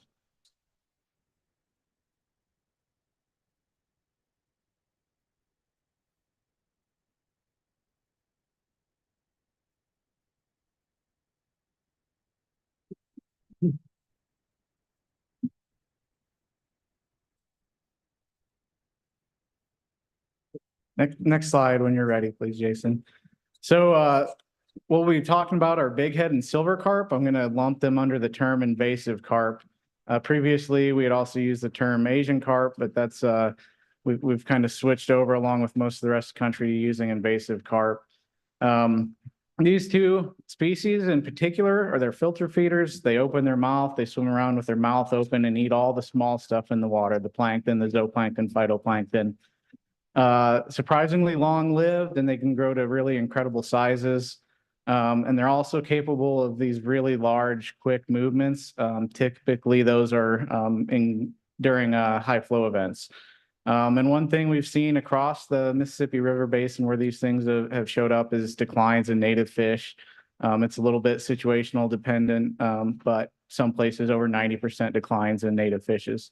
And the silver carp is the one you'll see on YouTube or other places where people are riding around on, skis or whatever behind a boat, and these carp are jumping. They're able to jump, up to maybe 10 feet in the air when spooked by a boat. Next slide, please. Here is just an example of what that looks like. Luckily, this isn't in Kansas, but you certainly can see this in Kansas. Quick timeline. These species were brought into Arkansas in 1972.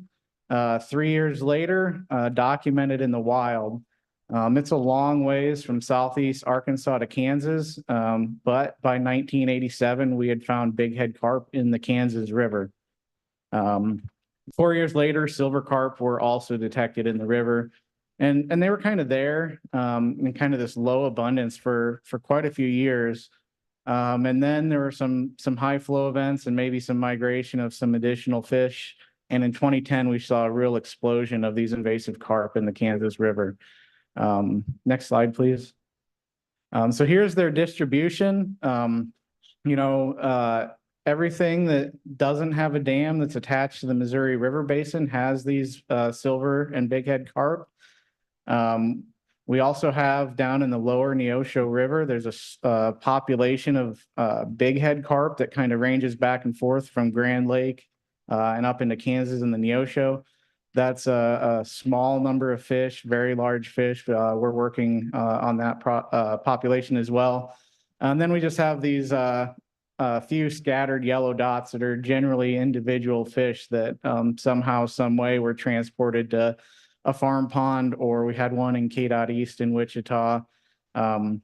Notable there, those dots in the Kansas River farther up. High water events in 1993 allowed carp to get farther up the Kansas River. There's a major dam in Lawrence called the Bowersock Dam. I'll show a picture here in a minute.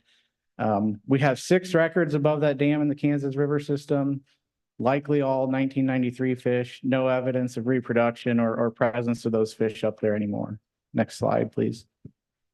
One thing we're really concerned about, when small, these things look very similar to a lot of our other native fishes that are used for bait, in particular, that gizzard shad in the middle.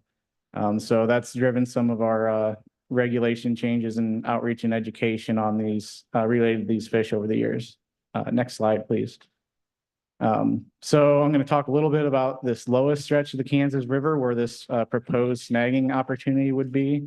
It's that part circled there in red. It's from the confluence of the Missouri River, 15 miles upstream to the Water One weir. Next slide, please. So this is that weir. It's got several names depending who you're asking. If you drive over the Kansas River on I-435, it's just east of the bridge. You can see it down there. There'll be a bunch of people fishing. There's always people there fishing. The carp, most of the time, cannot get over this barrier. It takes about 20 or 25,000 CFS for them to get over this dam. In the last 3 years, that's only been a couple days. We had like a 12-hour event this year. But 2019, there were several days where that flow was high enough that those carp could move upstream of there. Next slide, please. So some work we did earlier, kind of leading up to this, we did a lot of fish collection 2018 through 2020. So this lowest segment, what you're seeing here is different length groups of fish. Basically on the left, you're seeing young of the year fish. Then you're seeing that second box are like 1-year-old fish. And then those other ones are adults, which have largely kind of stunted at this like 5 to 6, 7 pound range. And that's not unique to the Kansas River. Essentially all over the Missouri River now, these fish have kind of stacked up at this, stunted at this 6 or 7 pounds. Next slide, please. So this we call segment 2. It's between that semi-passable dam, the Water One Dam, and then the Bowersock Dam upstream. Next slide. So this is a much more formidable barrier to carp movement. It's our only hydropower facility in the state. So the left and right sides of that picture are hydropower facilities owned by Bowersock Power and Mills. The dam is owned by the city of Lawrence. As I mentioned, we've only had a few carp show up upstream of this. So until we get to 120,000 CFS, which we did in 1993, the carp likely cannot swim over most of this dam. We do have some concerns about that North Powerhouse that was added in 2012. Next slide, please. So this is what the silver carp, these are predominantly silver carp in this section of river look like. They're mostly adults. They're quite a bit bigger than those fish downstream. This data now, the kind of peak there would be closer to that 800 or 850 millimeter range. They've grown quite a bit in the last couple of years. Very little reproduction up there. And then again, this upper section, a few isolated fish, no evidence of reproduction in that section of river. Next slide, please. Next slide. So as I mentioned, that north powerhouse, there's kind of an eddy that forms behind there. Given that these fish can jump maybe 10 feet, we're looking at those blue bars will be kind of a really simple, low tech. They call it a headbanger. It's just basically grates that hang out over the water that when those carp try to jump up into that structure, they literally just bounce off that grate. It's really slick. It's kind of self-cleaning. It's got an angle to it. So any debris that comes in there just kind of pushes off the side. The folks at the dam, the city and the Bowersock, they're really excited to see this happen. They're all for helping us out. So we have grant funds that we'll have here in the next month or so, and then we'll get to work on the engineering and installation of that system. So that section in the middle, we know we have some carp, but not a ton of carp. And we know if we get a high flow event that potentially these things can move upstream. And all day, every day, they're impacting native species and users of that middle section of the river. So we've been able to secure grant funds through Fish and Wildlife Service to go in there and remove these carp. And so as of today, over the last couple of years, that's about 72,000 pounds of carp. We're getting better at it all the time. These fish are now 15, 16, 17 pound silver carp. And the ones below that weir and in the rest of the Missouri Basin are still those 6, 7 pound carp. So we've removed enough that the remaining fish are, I don't want to call them trophies, but they're really big for silver carp. So we're seeing some good success. One other really important part of this story is angler use on this river. We did a survey in 2022, again, with funds from Fish and Wildlife Service. What you're looking at here is top right corner is the Missouri River. Yeah, this slide's even better. So that 15 miles from the confluence to the dam is under that cluster of dots on the left. There's only 3 public access points in that 15 miles of river. And so what we did is we went out and did a creel survey like we would on any of our lakes or reservoirs and talked to the people and saw what they're doing and fishing for. And specifically for this, we asked them a lot of questions about the carp. What kinds of impacts are these carp having on you? And are there any benefits do you see from these carp? One really interesting thing of note is we knew there are a lot of people fishing here, but we have 80,000 angling trips in this 15 miles of river. And in comparison, Milford Reservoir, which is our largest, probably most fish reservoir, has about 120,000 trips spread over that whole reservoir. And we're seeing 2/3 of that effort at three locations. And even to fish at that Water One weir, you have to park and walk about 3/4 of a mile to get down there to fish that location. So people really want to be here and really want to use this resource. So what we found, generally blue are things that people kind of saw as a favorable use of those carp, and red is something that they weren't happy about. So one at the top there is people really like using them for bait. We've got a trophy blue cat and flatheads and really good catfishing in that stretch of river. It's really great when you can launch your boat and the bait jumps in on your way out to the fishing spot, right? And so we get some of that, but largely these people are still bank fishermen and they're still largely using them for bait. And the regulations that we have currently kind of restrict them to catching them catching those carp in a cast net or with bow fishing, which really not a lot of those people are doing. And so what it turns out is we just have a lot of people down there that are snagging these fish, and technically at this point it's not legal to do so. We know people want to use them. We know there's a lot of them. So what we did is we took our AIS committee and our alt fish committees, so about 20 of our fisheries staff over different days, and went out there and like, well, if we would like to snag, what's going to happen? What are people going to catch? Instead of just guessing, we went out there and we ran snagging poles till people were too tired and sat down. Next slide, please. And as it turns out, you catch about 1 point fish per hour per angler. So even snagging right below this Water One weir, I think a lot of people are like, man, the fish are going to be stacked in there. You're just going to catch a ton of fish. Like 1.5 fish per hour is not a lot of fish. And you're working for it. You're physically working for those fish. And about 2/3 of what was snagged were these invasive carp, either silver or big head carp. So if we were to move forward this snagging opportunity, we still expect people to mostly snag these carp that are overly abundant in that section. There are some other fish there, some catfish, paddlefish, short-nosed gar. We're not proposing opening snagging for any of them, but just for those carp. Next slide, please. So the structure of what we're talking about is allow snagging in that 15 miles, limit it to the harvest of those silver and big head carp, which at larger sizes are pretty readily identifiable. As they get over about 8 inches, their eye kind of migrates down below their mouth. So if you catch a fish and you lay him on his side and his eye's below his mouth, that's something you could snag. It's a really simple identifier for us there. We'd require barbless hooks like we do with our other snagging locations in the state. There's a lot of research that says if you have barbless hooks, that survival is well over 90% for pretty much every species. So if those paddlefish or gar inadvertently snagged, an angler puts them back, we expect them to survive. And because they would be helping us out getting rid of carp that we don't want in the river there, we're not proposing any sort of special permit. Just this would be allowed on your standard fishing license. We'd like it to be open year round. Particular, we'd like people to be there taking those carp out, maybe when those high flow events do happen, and we don't know when those will happen. So, you know, the more carp we can get out, the better. No creel or possession limit.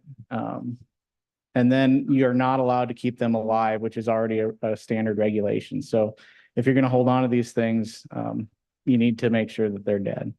Is that the last slide?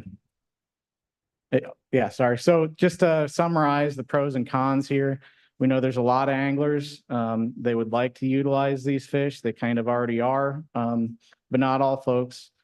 We don't see a ton of potential impact on native species, but there will admittedly be some other fish that get snagged, but they can hopefully be released and are expected to survive. And one thing that came up, we have talked to the local law enforcement and higher law enforcement folks on this, and there's a major concern of littering of carcasses. We kind of already see this at many of these locations, not just the carp, but the gar and some of the other potentially looked down upon fishes kind of get thrown up on the bank. And so if we were to move forward with this snagging opportunity, we'd like to put a lot of signage out there to explain to people that, you know, littering, throwing those carcasses up on the bank is already technically littering. We don't want that. Nobody's ever wanted that. And that's not what we're trying to do here. We're just kind of trying to make the best of a bad situation. We've got a lot of carp. We'd like to increase ways that our constituents can get in there and use those carp. And with that, I'll stand for any questions. Thank you, Chris. Questions from the commission? Have you made any progress with access points and parking lots? I know you were discussing that a little bit with the city.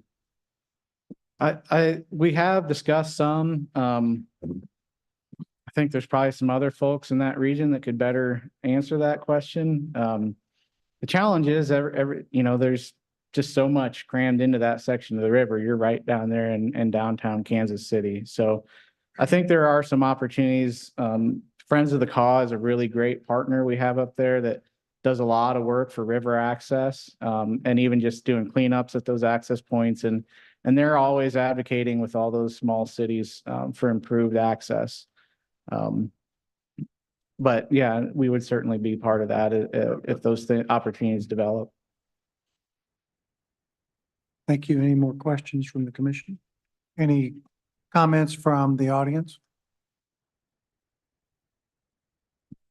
Thank you very much, Chris. Thank you. And I've got one more regulation. You're up again for invasive species. Yes, sir. Yep.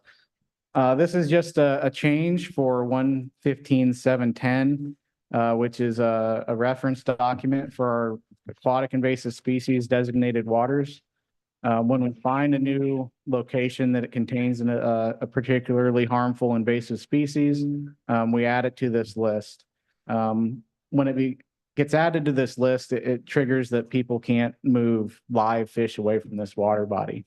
to kind of reduce the chance that that species we don't want anywhere else is moved somewhere new. And unfortunately, in December 2023, zebra mussels were found in Gardner City Lake. So we would like to add that location to the list. Very good. Thank you. Any questions again for Chris? Any comment from the audience? Thank you very much. Thank you.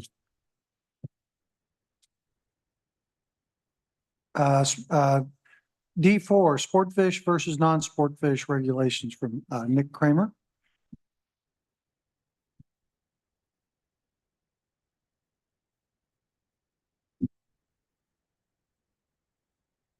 Thank you, Chairman and Commissioners.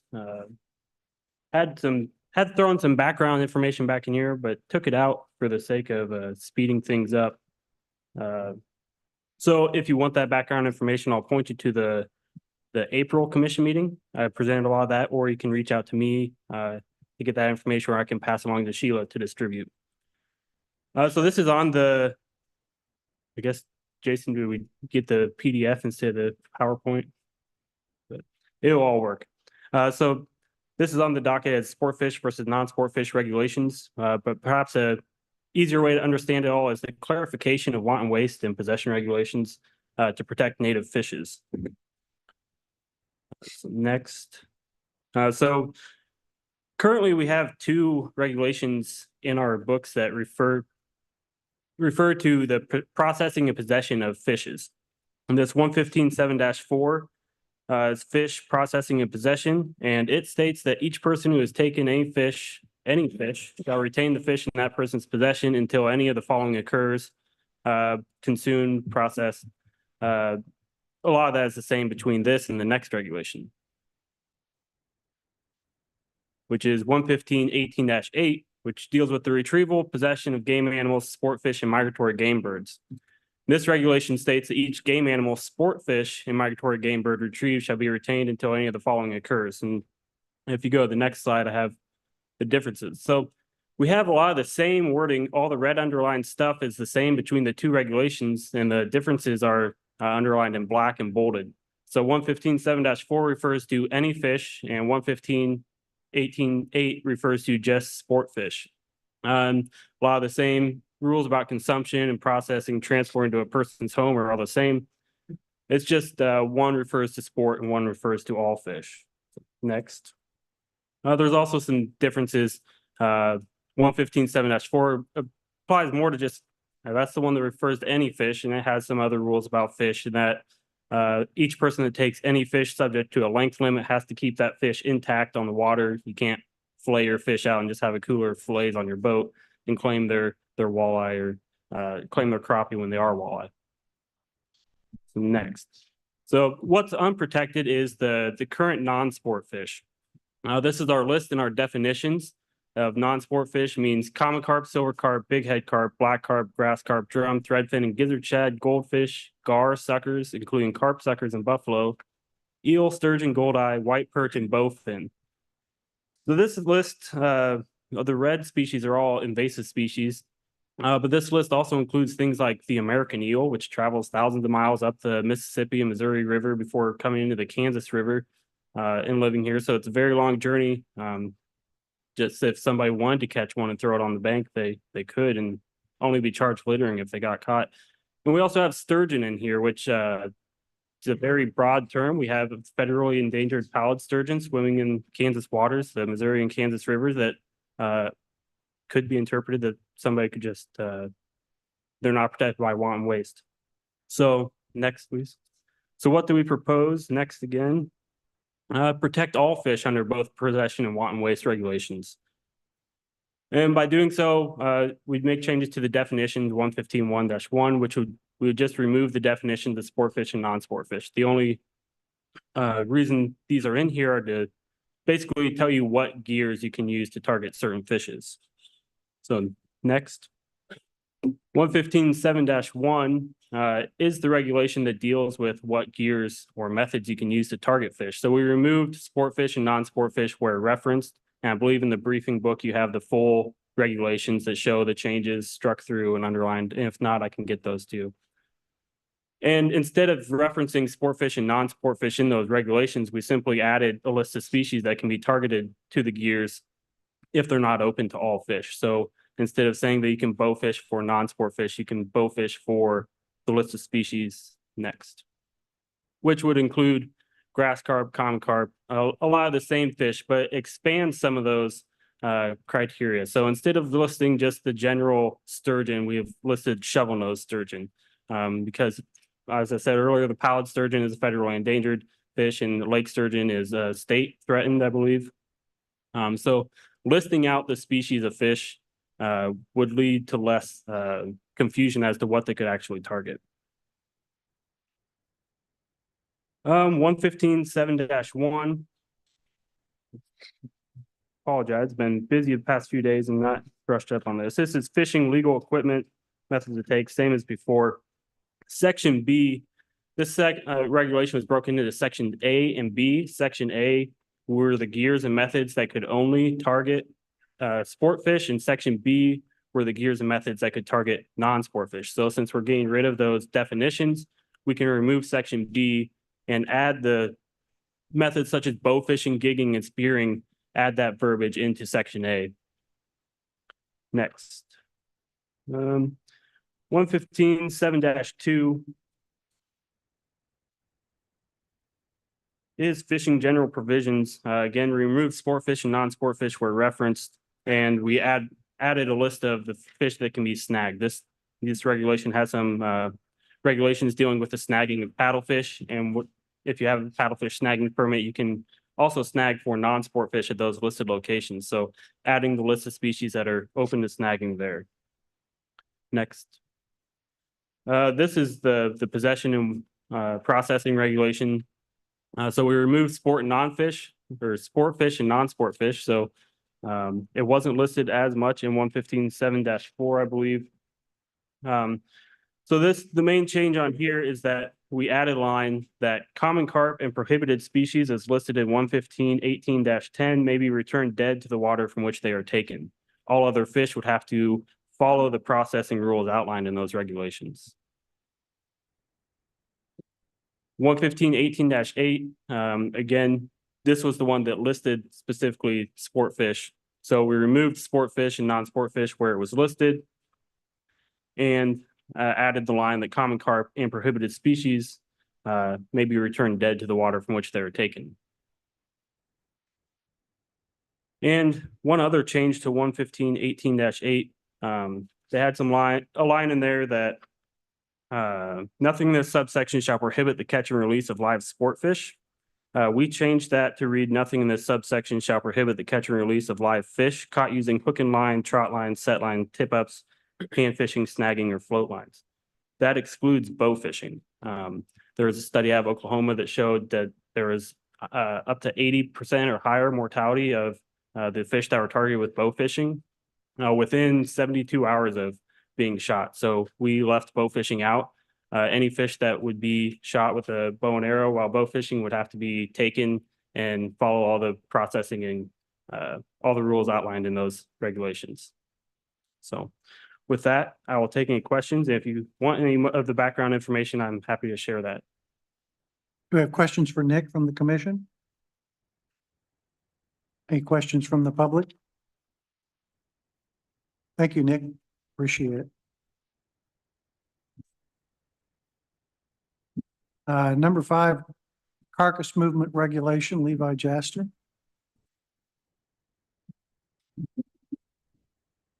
Thank you, Mr. Chairman. This is going to be pretty short here too.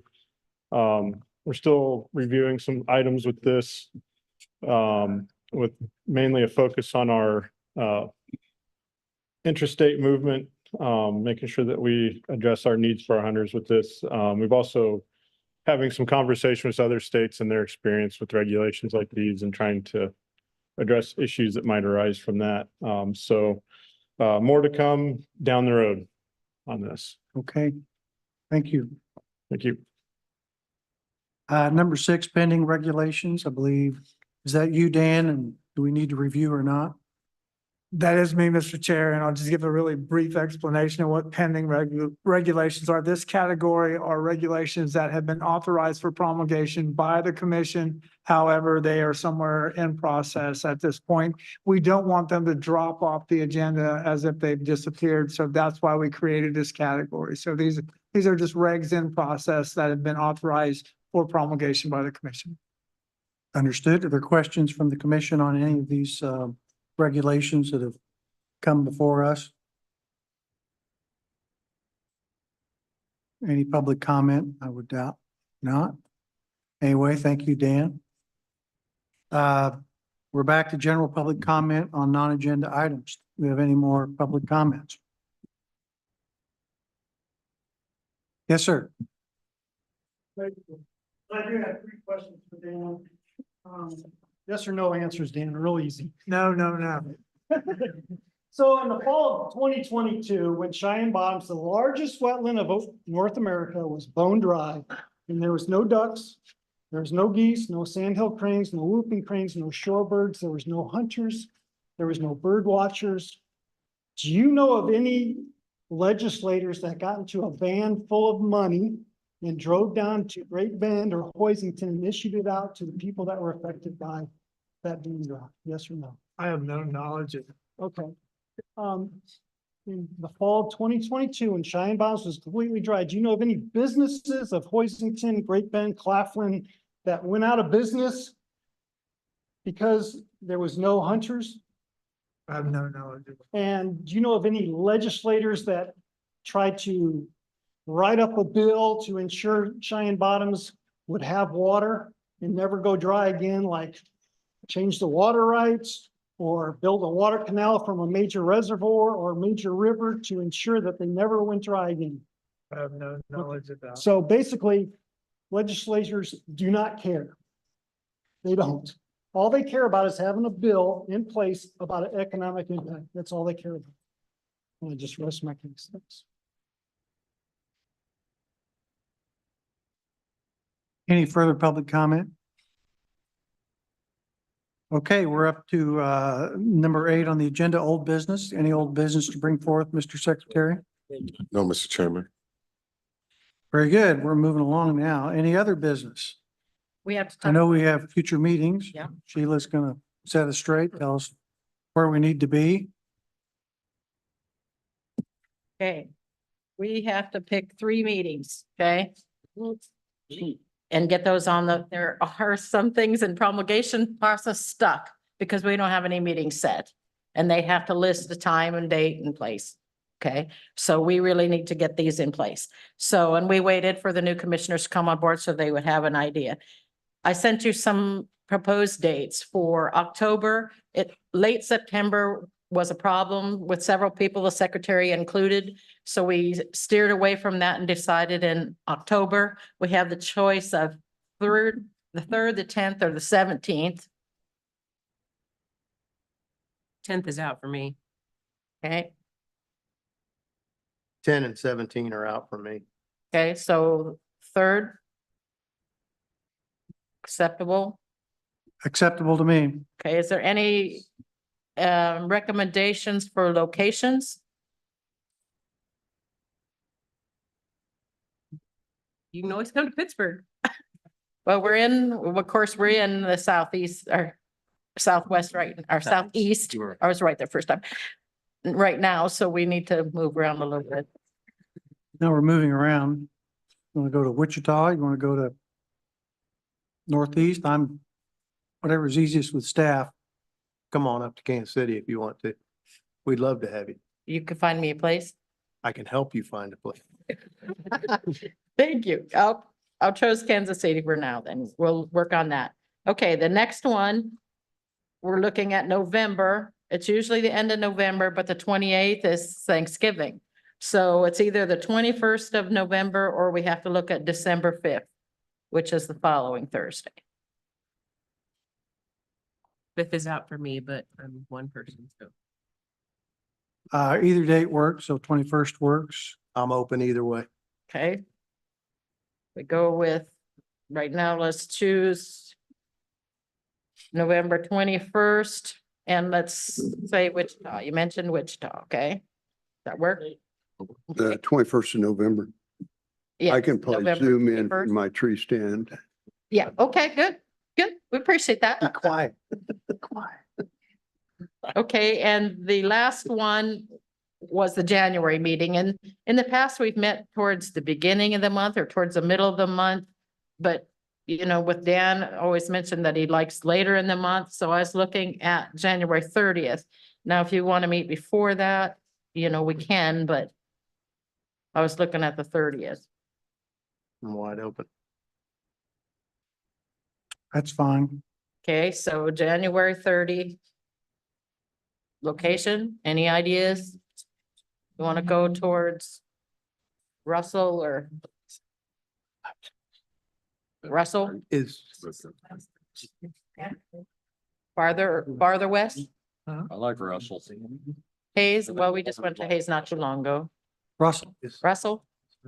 Okay, we can change that if we need to in the near future. So if you come up with some other ideas, please email me. So we're looking at October 3rd for the Kansas City area, November 21st for the Wichita area, and January 30th for Russell. Good? We'll be there. Okay. And that January 30th, just as a reminder, that's when we draw commissioner takes.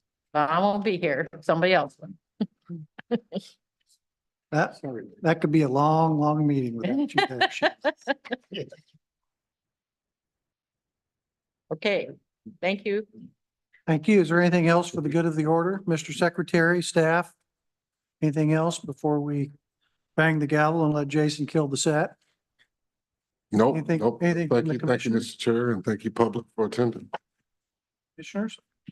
No, all Thank good. you, Thank everyone. Okay, thank you. Thank you, everyone who showed up today and for all you did for us. Appreciate it.